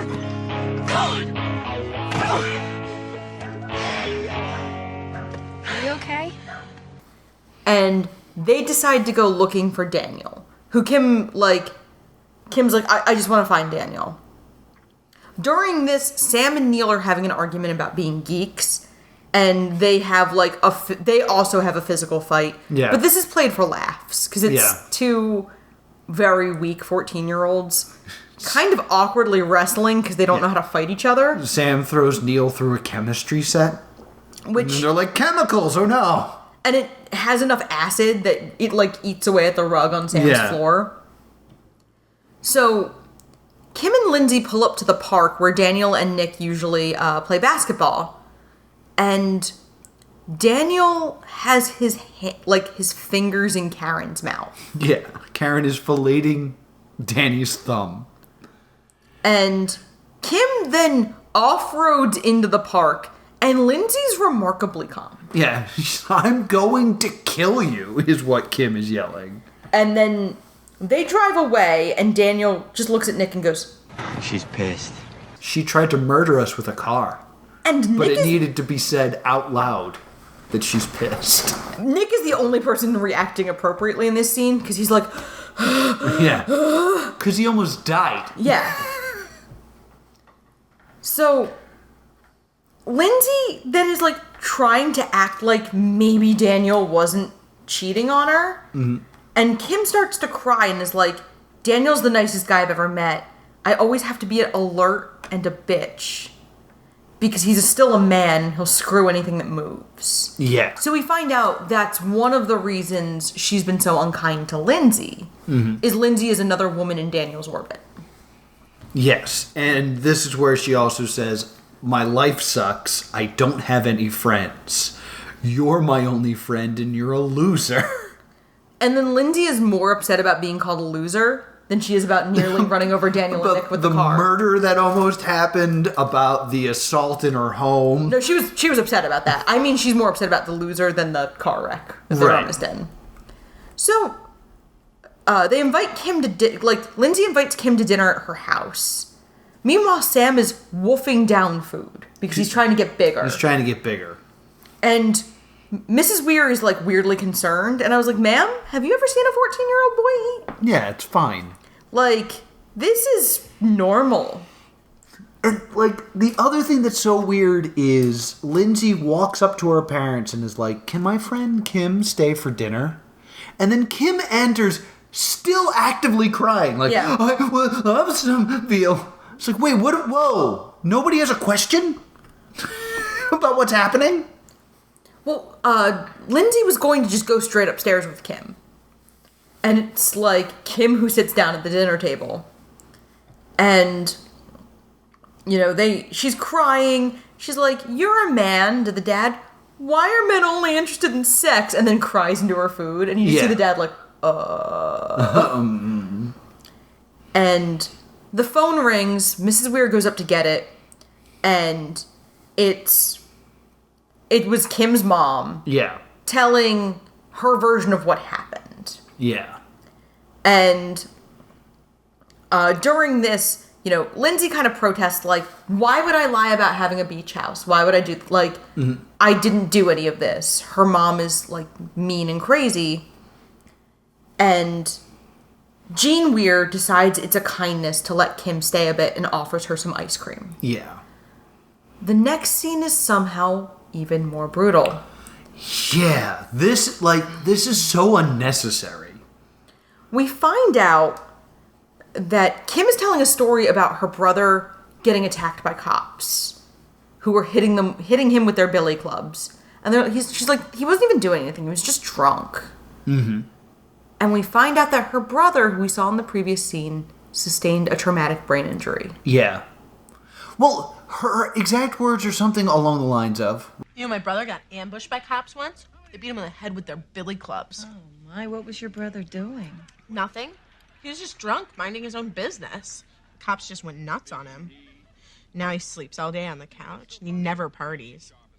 I think he's got brain damage. Which means, like, he never went to a hospital. Yeah. They were just like, well, this is his life now. It's really chilling. And unneeded for, like, the point they're trying to make. It's just an extra layer that makes you just go, ooh. So then Nick shows up at the door because Daniel wants to talk to Kim. And Kim flees the living room and ends up in Sam's room. And Sam is like, please don't kill me. Get out of my room. Yeah, you're evil. Remember you tried to assault me that one time? And Kim kind of is like, don't worry about Karen. She's like, I didn't do that to you. Karen did that to you. And don't worry about Karen. I'm going to take care of Karen. She doesn't say I'm a, because that's a very 22 thing. Well, she doesn't say I'm going to take care of Karen. She's going to break her arms and legs and then light her on fire. Yeah, she's going to Vecna Karen. It's like, whoa! And then we get an awkward scene with Nick and Lindsay trying to, like, decide what to do. And then Daniel does finally come in to speak to Kim. He calls her a bitch and she hits him. Yeah. And then they get into a fight and he kind of, like, placates her by being like, there's only you. You're the only one. And the parents and Nick feel awkward, and then Lindsay just kind of closes the kitchen door on them. Yeah, well, because they've had a full-on fight in the kitchen, like, with hitting. Yeah, she just keeps slapping him, and he keeps saying, like, I didn't lie. I didn't lie. And then, like, they kind of slowly, like, it becomes more, like, gentle and loving. And Lindsay just kind of closes the door. And I was like, it's really nice of them to just close the door and let them have sex on the kitchen floor, because that's what's coming. Clearly. Nick asks for a fruit roll-up after introducing himself to the Weirs. Yes. Fruit roll-ups are not introduced till 1983. Oh, interesting. And then Mrs. Weir says, I think we deserve to see a happy ending, and then opens the door, and I'm like, oh, no. They're making out on the counter. Like, what did you think was going to happen? And then I noticed, that's not as bad as I thought it was going to be. Yeah. Because they're only making out. And I also want to point out that they close the door to give them privacy, but they have one of those, like, big window counter things. Yeah. There's, like, they're right over. You just look in. Why even have a door there? Nick eats an entire box of fruit roll-ups. Daniel and Kim ultimately leave. Lindsay's like, I've got homework, goodbye, and runs upstairs. And the parents are like, this is not good. And the mom goes, nope. Sam and Neil make up. Sam turns in the essay. Karen arrives the next morning to see it says slut on her locker in spray paint. Karen thinks Sam did it. And Kim's like, no, I did it. I'm gonna hit on you. And Karen's like, nope. And flees the school. Yes. And we never see her again. And then Sam genuinely thinks that Kim has done this for him. Yeah. So kind of like reversing out of Kim being evil to Sam. Sam genuinely at this point believes that Kim has done this 180 to protect and be kind to him. Yeah. Because he doesn't know about Daniel. Because he's upstairs fighting with Neil during this sequence. That's episode 4. That's episode 4. Episode 5. Episode 4 is brutal. Like this. Yeah.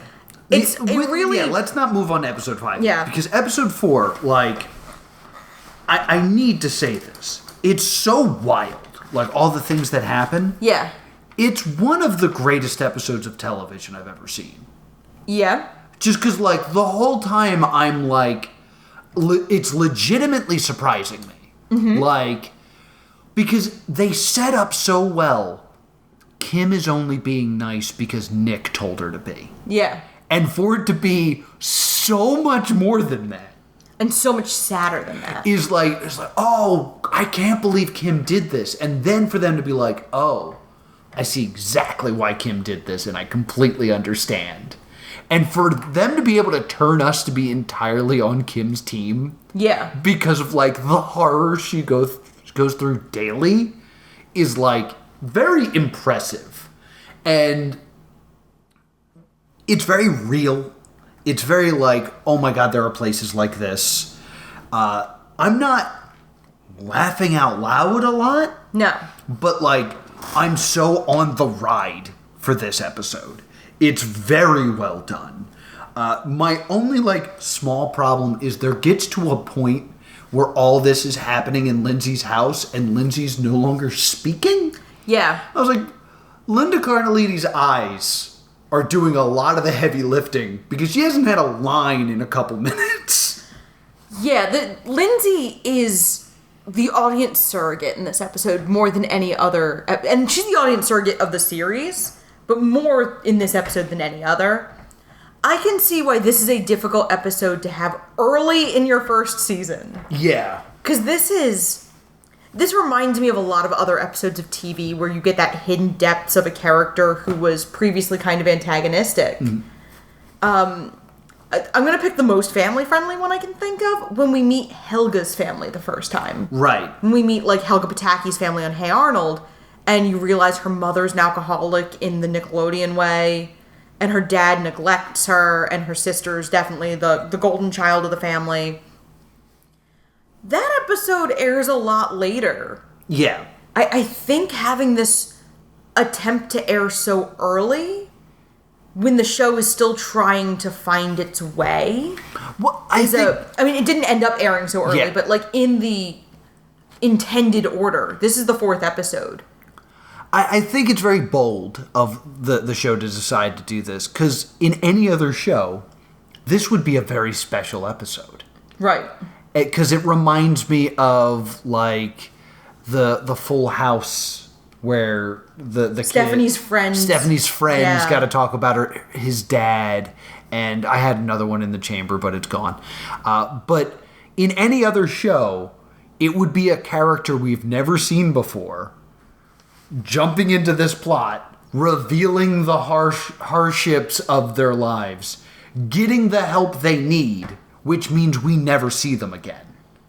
Yeah, to me, I think Hey Arnold's actually one of the better comparisons. Because Helga still has to live like that. Yeah. They eventually, I think, do improve her situation, but I believe she lives like that for quite a while. Yeah. So, like, this is a wild, like nothing else I had seen on television episode that like, got me back on the bus of Freaks and Geeks. Now we'll jump into episode 5. Tests and breasts. God, I love Tom Wilson, who plays Biff. Yeah. He's doing... This aired 1 week after the Halloween episode. I do want to keep, I'm sorry. mentioning the air date so that you kind of get the impression of how difficult this show could be to find. This aired 1 week after the Halloween episode because they did skip Kim Kelly as my friend. Yes. No offense to any gym teachers of the world, but it is very stereotypical of the gym teacher who also has to teach health. Yeah. Just standing in front of the class reading from a textbook. Not only health. I cracked up when I saw that. Not only health, but like sex ed female anatomy. Yeah. Like, is he reading out of the book because he doesn't know, or is he reading out of the book to desperately avoid eye contact? My entire school career, whether it be as a student or as a teacher, this is a thing I've seen. Yes. of just like not looking up, reading from the textbook. Mr. Fredericks So funny. reminds me of a gym teacher I had, and I kind of mean that in a kind and warm way. Yeah. Because Mr. Fredericks is actually kind of a good character. So, during this, Bill and Neil are snarking in the back, and Sam keeps getting yelled at every time he tells them to shut up, because the show is like that. We find out Alan has had head lice, so his head has been shaved. Yeah, which I'm guessing is something to fix a continuity error. It's because that actor showed up. They didn't realize they were going to use that actor again so soon, and he had shaved his head. At least they didn't get head lice, which is a great way to cover that. So, after the second time Sam gets caught talking, Mr. Fredericks makes him point out different pieces of female anatomy in front of the school. Yeah, well... Or in front of the class. I want to point this out. And I'll try to tell this as quickly as possible. What he actually says is, oh, if you're so smart, why don't you get up here and teach the class? Which is a legitimate thing that happened to me in 5th grade. We were learning about the reproduction of plants. It was actually like the pollen system. Yeah. And everyone was kind of like falling asleep. I made some sort of joke. Oh no. And the teacher said, do you think you can get up here and teach this better? Which is supposed to be the threat. The shut you down. I went, I'll give it a shot. And I got up. That never happened in my school because I think the kids who were like that, I think my teachers were savvy enough to know that those kids would have done what you did. But I really want to stress this because we're not going to get any victories in the show. So Right. This is my victory. I got up there and I was like, guys, it's real simple. Imagine a water slide. All right? So the tubes are like the little bits of pollen. And they get a ride up to the top of the slide on the bee. And then it touches the stemmy or whatever the heck. Stamen. And that sends it down the water slide. And it goes all the way down here. And eventually that gets filled with tubes. And that's fruit, is when it gets overly filled with fruit. And my teacher was just like, son of a... God damn it. Most of the class clowns I knew, the teachers I had were savvy enough to be like, nah, this kid's gonna try to teach the class. Like, most of my teachers knew that that's what our class clowns were like you. They would have been like, okay. Oh, man, I love that story, but it sounds like such a lie. Yeah. Because it's very much the story of, like, one time I was being a smartass, and my teacher was like, do you want to get up here and teach the class? And I did it better, and everybody applauded. Yeah, it's an R that happened. But I swear it happened. So anyway, Daniel gets called into his math class, and he's doing really poorly in math. And so he talks to Lindsay because he's upset, and he's like, "Are you taking algebra?" And she's like, "I took it last year." Yeah, I'm in trig. Yeah, I'm in trig. She's a mathlete. Yeah. And this is also the episode where Cindy is in charge of the ice cream booth at the charity carnival and asks Sam if he's going. And he offers to help out, and he's super excited that she asked him. And then he realizes she's asking everyone. Yeah. Is it possible for this episode for us to do the geek storyline and then do the freak storyline? Sure. So yeah, go for it. He realizes Cindy is asking everyone. And at one point, Daniel's at Lindsay and Sam's house during the other plot. This is the only time the plots really cross over. And he catches Sam looking at a medical textbook, trying to figure out the female reproductive system. And Daniel is sympathetic to Sam, and he's like, "Nah, kid, like, you're not going to learn anything you can use in a book like that. I'll find you tomorrow at school, and I'll help you out." And he gives Sam something in a paper bag, and it's like, "Don't lose it, I will want it back, and don't open it here." Yes. And it's a dirty movie. Yes. Now, at school, they keep saying this punchline over and over again. Yes. Because they heard a joke, and they don't understand it. And the punchline, which is really the only part of the joke we ever hear, is, "How do you think I rang the doorbell?" Yes. And the three geeks cannot get this. No. And Bill has one of my favorite lines, which is, "I don't like jokes. I don't think they're funny," which is just a great line.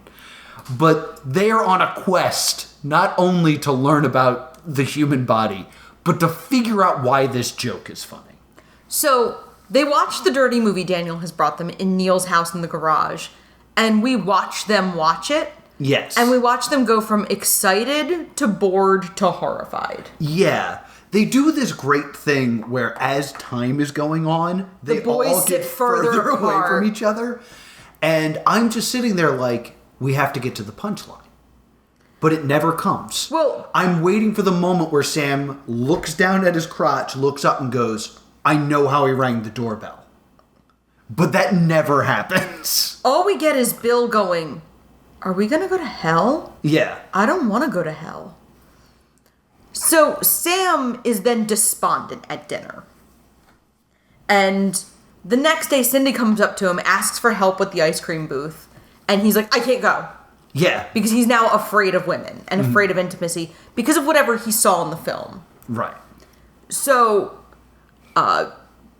then we get back to gym class a couple days later, and it's Mr. Fredericks, and he is addressing anonymous questions about sex. Yes. And the class is laughing because they're 9th graders learning about sex. And he's like, "There's a pop quiz tomorrow, but you didn't hear it from me." Which is, again, such a gym teacher line. A nice, a bro gym teacher. Yeah. And he's like, "Sam, can I talk to you in my office?" And so he takes Sam aside, and he's like, "I'm really concerned about your question." And Sam's like, "Those were supposed to be anonymous." And he goes, "You're the only person with Star Trek notebook paper." Yeah. And Biff. Yeah, Mr. Fredericks. Mr. Fredericks kind of finds out how Sam had heard about whatever they're talking about. And he's like, "Sam, I saw it in a movie." And he's like, "Sam, those movies aren't reality. Look, you can't tell anyone we talked about this, because what I'm about to say could get us both into a lot of trouble." And the camera pulls out of the office, and we watch them through the office window and do not hear them. Yeah. And it is this very nice moment where Mr. Fredericks is talking to Sam. Mm-hmm. And we see Sam laugh a few times. Well, he starts, squirming. Yeah. He's really uncomfortable. And then it goes from squirming to, interested. And then from interested to laughing. And it's like, that's a great teacher right there. The actors were actually... he was telling John Francis Daly dirty jokes. Oh, that's fun. And that's how he was getting him to laugh. And so it's this nice, sweet moment of, again, kind of like in some of the other episodes, Sam getting kind of a little win. Yeah. Of this, he then goes and sees Cindy working on the carnival banners. And he talks to her and he's like, do you still need help with the ice cream? And she's like, well, Janine said she'd do it, but we could use a little bit more help. Here, grab a brush. So he's going to start working on the carnival with Cindy and to bond with Cindy, which is about... And then we see Bill out in the hallway going, no! I do want to bring this up real quick, though. Yeah. We don't hear a lot of the information that is being that they have. And then he opens the door so like the camera can hear it again. And he says, all right, in short, those films aren't reality. Okay? Yeah. So just run off to class. Don't let it bother you. And Sam goes, okay, can I ask you one more question? Why is this joke funny? Yeah. There's a guy with no arms and legs. And then it cuts. So in the course of the show, we never hear the full joke. Yes. But somebody did research. Ladies and gentlemen, coming to the stage, it's the research department. Give it up for Stay Doom's own Laura Prince. I loathe everything that just happened. So there is a woman who puts a personal ad in the newspaper, and she wants a man who won't hurt her, a man who won't leave her, and a man who can please her in bed. And weeks go by and there's no response. And so she consigns herself to like, okay, maybe I'm just not going to find anybody. Until one day her doorbell rings. She opens the door and there's a man in a wheelchair with no arms and no legs. And she's like, hi, can I help you? And he goes, I'm answering your ad. I have no arms, I can't beat you. I have no legs and I can't run away. And she goes, okay, but what about pleasing me in bed? And he just smiles and goes, how do you think I rang your doorbell? Dum-dum. Now we're going to do the freak storyline, which is enraging. So, Daniel, we've established, is doing poorly in math, and Lindsay offers to help him. And he's not helping. He kind of shows up to the front door, smoking on the stoop. Yeah. Like, he's dumb enough to show up to someone's parents' house smoking. Yes. And this is one of the only times we see a lead character smoke, because the network didn't want kids to start smoking because the cast of Freaks and Geeks. So this is the only time we see a character smoking. Oh, interesting. Didn't really pick up on that. It's important to note that Lindsay has invited Daniel over, and Daniel thinks that he's going to learn tricks that will help him in algebra. Yeah, and she's like, yeah, I'll teach you tricks. Now, in Lindsay's mind, the tricks are things like memorizing the Pythagorean theorem. Yeah. And Daniel thinks the tricks are going to be something that magically makes him know the answers to these things. Yes. Daniel shows up without his textbook. Yeah. And tries to smoke in a room. Lindsay scolds him. And he sucks at studying. And he doesn't want to really try or do anything. He's like, I'm sorry I wasted your time. And, like, skulks out. Daniel then steals the test. And there's, like, a funny sequence where Nick acts as lookout. He goes into the Kaczewski's classroom and steals the test. Yes. And Sarah, who we see occasionally, shows up and distracts Nick. Right. And Nick is flirting with Sarah as Daniel steals the test. And then Kaczewski starts to come back, and Nick just starts banging on the door desperately with his drumsticks. Yeah. Like, in the most obvious thing of all time. And Daniel sneaks out the side door, and he has stolen the test. And he's trying to convince Lindsay to help him cheat.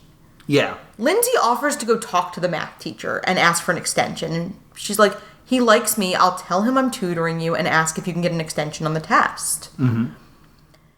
She does go talk to Kaczewski, and it goes incredibly poorly. And, like, in a way that just was unacceptable in the 80s, but would never fly now. Look, he wastes my time, he wastes class time, and now he's wasting your time. Well, no, he's not wasting anybody's time. I know Daniel is cute with his bedroom eyes and his stringy hair, but he's a loser. And losers pull down winners. Now, you're a smart girl. Don't let your hormones get in the way. This is something that, like, surprisingly has not occurred yet in this show, where if we're supposed to believe in these students, the adults should all be comically evil. Yeah. Like, her parents shouldn't understand, and the gym teacher should just be, like, a drill sergeant. But to be honest, everyone is pretty cool. Yeah. Like, they're very understanding and, you know, like, personable. Like, they're not made into, like, these villains.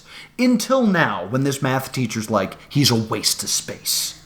It's like, you can't say that about another student to a student. To his friend. Yeah. Like, and you're going to report back to him. And he's like, you know, Daniel's a loser. Don't let your hormones get in the way. Whoa! Like, you know, you're a winner. He's a loser. Losers drag down winners. You're too smart to be around him. Yeah. And Lindsay is furious. And shows Daniel how to fill out the test. And she's like doing it in her head. And he's so impressed. The test comes and Daniel crushes it and gets an A. Mm-hmm. See, to me this is also like Bush League cheating. It's implausible that Daniel got an A. You should help Daniel get a C. Yeah. Like, and then the next time you help Daniel get a B-. Yeah. And like, help him bring up his grades in a way that could look like, oh, I'm helping him. Feasible. Yeah. And Kauczewski confronts Lindsay immediately and says, I got an anonymous note saying you helped him cheat. And she immediately denies it. It's also implied that the reason he recognizes that it was cheating is Lindsay wrote Daniel's name. Not only did she do the test, but she wrote the name. She wrote it with girl handwriting. Oh, I didn't catch that. Like, because there's a moment where he's looking at the name like, that doesn't make sense. Oh, I thought it was because he was looking and realizing it was Daniel's test, but answers were right. I think it's not clear. No. But that was my impression. I think you see Daniel writing on the test. Oh, I thought Daniel dotted his I with a circle, and they were like, ha-ha! No, I think Daniel's writing on the test. Okay. Lindsay just did everything and showed him what to write. So, Millie is like, why were you talking to Mr. Kauczewski? Are you doing mathletes again? I love Millie. And Lindsay then freaks out about the cheating accusation, and Daniel's like, we'll deny it? Look, I got you into this, I'll get you out.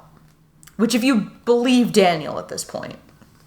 Mr. Kauczewski calls Lindsay's house and says she's facing suspension because of the cheating accusation. And her parents get mad at her, and she turns it around. She's like, you didn't even ask my side. You just believe anything anyone says about me. And runs upstairs furious. Then we get a great little Millie scene. Mm-hmm. Millie needs to talk to Lindsay, and she's like, look, the mathletes have been talking, and they're saying that you cheated on a test. I know you didn't, because just because you're not a mathlete anymore doesn't mean you defy our code of honor. And Lindsay's like, I did it. I cheated, and I lied, and I cheated, and I lied. And Millie bursts out laughing. He's like, you're so silly, Lindsay. You can see Millie's eyes move from where they're supposed to be because somebody moons Millie off camera to make her laugh. We don't know who it was. But the actress was only 15, so we're hoping it was not like a full-grown adult. So, Rosso, the guidance counselor, calls Lindsay in and tells a story about, like, helping a worse student, and then one day kind of being like, I stopped helping him. She's like, and he studied hard and got A's, and he goes, no, he beat the crap out of me. Yeah. And she still thinks that she's going to continue to tutor Daniel. Like, she let Daniel take this shortcut this once to prove Kauczewski wrong, but she's going to work with him, and he's going to really bring up his grades. And Kim's like, okay, well, if you don't do the test for him, he'll find someone who will. Yeah, someone else will do it for him. And that's when Lindsay starts to realize she's been used. Yeah. And Daniel starts trying to manipulate her. Yes. And Lindsay actually says out loud, you're manipulating me. Yes. I actually have a note here. is James Franco acting badly here on purpose? Yes! Because his performance is not great here. Yeah, but it's definitely a guy who's kind of a, crap bag. The act he puts on to get people to listen to him. Yeah, he gives this speech about how in 6th grade, I'm going to try to do it like him. Okay. In 6th grade, I was told that there was 3 tracks. Track 1 was the smart kids. Track 2 was the normal kids. Track 3 was the dumb kids. And guess which one I got? You know how it feels at 11 years old being told that you're dumb? I don't want to be bad at school. It's so obviously like James Franco acts like Daniel watched a Marlon Brando movie once. Yes. And like that's very much the beat that he's doing. And so they agree to stick to the story, and her parents show up. To support her. Because they feel bad that they doubted her. Mm-hmm. Meanwhile, Kauczewski and Rosso are arguing because Kauczewski admits there was no anonymous note. It's a way that he gets them to confess because he's convinced they cheated. So they start to argue in the room. It's the Weirs, Lindsay, Daniel, Rosso, and Kauczewski. And they finally come up with... Kauczewski decides that if Daniel can do the first problem on the test... Yeah. He'll get on his knees and grovel and resign. Yes. And... This is really good. Daniel takes forever that he's writing. Well, Daniel grabs it and he looks at it and he goes, okay, I just have to use the Pythagorean theorem. Quadratic equation. Oh, is it? I thought it was... Nope, quadratic equation. All right, I have to just use the quadratic equation. And so, like, just enough to make you go, oh, he's freaking got it. Yeah, he's going to get this one. And he turns in the paper, looks all smug. And the camera just looks down, and it just says Zeppelin rules. And the adults start to explode and yell at each other. Because they're caught. They're caught at this point. He couldn't do it. And Daniel tries to take the fall. And he does the exact same speech, beat for beat, that he says to Lindsay. You know, when I was in 6th grade, they told us when we got to junior high, we'd be either in track 1, track 2, or track 3. Track 1's the smart kids, track 2's the normal kids, track 3's the dumb kids. And what do you think I got? How do you think it feels to be told that you're dumb in ink when you're 11 years old? Yes. And Linda Cardellini works overtime in this scene. Oh, this performance is so good. Without a single line while he's speaking, when the camera focuses on her, you watch her cotton on to what he's doing. Yes. Go through several emotions of like anger, anxiety, anger again. Because, like, at this moment, like, it's kind of the perfect ending for this episode.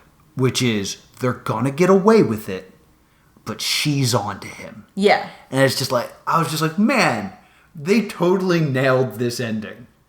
And then... And then and then all the adults are cowed by this. And then Lindsay bursts out laughing. Like a psychopath.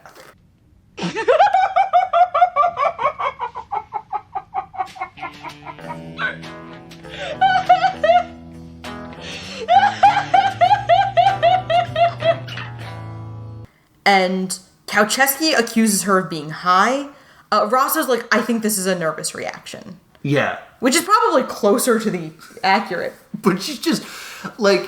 And she also, like, spits on herself. She's laughing so hard. I'm sorry no one will get this reference. Her laughing looks like Danny Glover crying. She spits like Jonathan Groff in Hamilton. Yes. And it was kept in on purpose because they like those moments.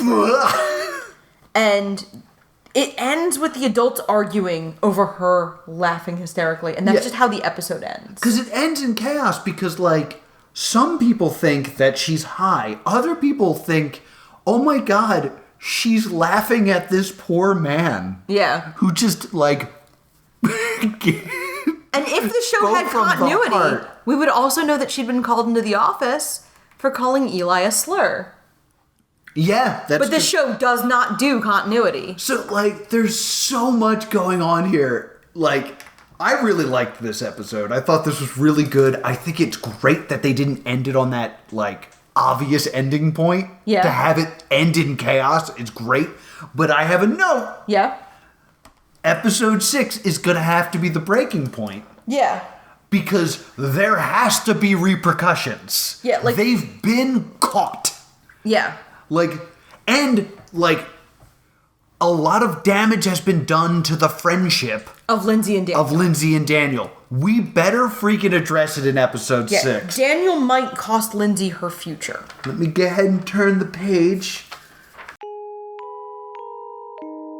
Editor Noah jumping in here towards the end. I will admit we have, in fact, recorded our reaction to episode 6 of Freaks and Geeks. However, we are a full 2 hours in, so we have made the executive decision to make this our very first 4-parter. If you don't count Kid Nation, because that was 3 parts plus an interview. But regardless, we are going to make this a 4-parter for a couple reasons. One, this is actually the biggest show we've ever tackled. This is 18 hours of television. So due to the sheer size of this, we just want to be able to break this up so we can talk about all the things we want to talk about. And secondly, this might be the best show for Stay Doomed to cover.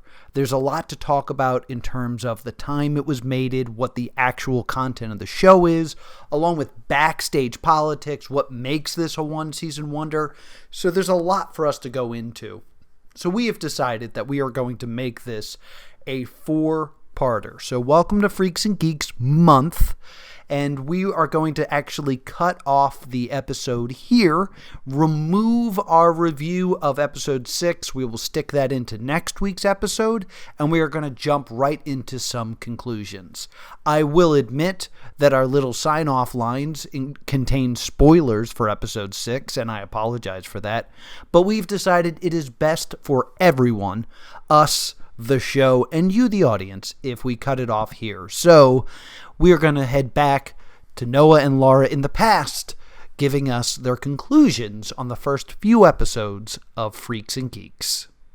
The one thing I think we want to stress here is the lack of continuity. Yes, because I think nothing really matters because nothing's had consequences, and it kind of damages character motivations because nothing has emotional consequences either. Yeah. Like, the characters never seem to grow from the experiences that they have because they don't seem to remember them. And they don't grow apart, they don't grow together. We still haven't we're maybe in this last episode starting to figure out Lindsay a little more. Yeah. But this is run for two. I'm really not sure how we're going to do next 2 episodes and then also address all the stuff we want to talk about. So we are going to do our best. But I want to say this, like, I think that I do love this show at this point. Okay. I actively love the show. But the problems that I'm seeing is the lack of continuity means that there is no stakes. Mm-hmm. And the fact that they all seem to end before every episode ends before there is a reset into a status quo. Yeah. Which if they did that, we could be like, oh, okay, this is why we're starting anew with every episode. Instead, every episode ends basically at the climax. And there's never the denouement. So what happens? And I expect more out of something that I'm giving an hour of my time to. Yes. If this was a half hour, this would all be forgivable. And it's got that, like, Judd Apatow pacing that's not always super well done. Like, there's a lot of time wasted, and when we're feeling we're not seeing things we ought to be, some of the wasted time does kind of grate. Yeah. So this will be a 3 or 4-parter at this point. Yeah, there's we have a lot to say at the end, so we Yes. might shorten the number of episodes that we watch for this in the next one, just so that we can make this all work out. So this might be Freaks and Geeks month. Hooray. Yeah, happy September. That being said, thank you so much for watching or listening all the way to the end of this. Yeah. Really quickly, we have to deliver a bonus episode soon. Yes, we do. And Laura's super busy, so we're going to do a Noah solo bonus episode. Simply is going to be Noah Tells a Story. Your story choices are... I actually have a story about the questions being asked at gym, the anonymous questions. I have a good story about that. Oh, I don't know if I know that one. So you can pick that one. I said that I had a full story about taking a shower at school. I actually do have a story about that of when I became a lifeguard. So you can get that story. Also, if we want to get away from Freaks and Geeks, we can talk about the fist fight I got into in college or the worst con I ever went to. Those are your choices. Let me know which one you want by voting on Patreon. And you can join our Patreon at patreon.com/+2comedy. Where can people find us, Laura? You can email us at thestaydoomedshow@gmail.com or on Facebook and Twitter @StayDoomed. And coming soon, we will have a new website. Ooh, very exciting. Should launch actually probably right ahead of the hiatus. And if you ever found yourself naked at school and would avoid running outside, I'm at +2comedy on Twitter. If you ever had to go to school in your school play costume, I'm at Bean Bunny Lives. Until next time, stay doomed.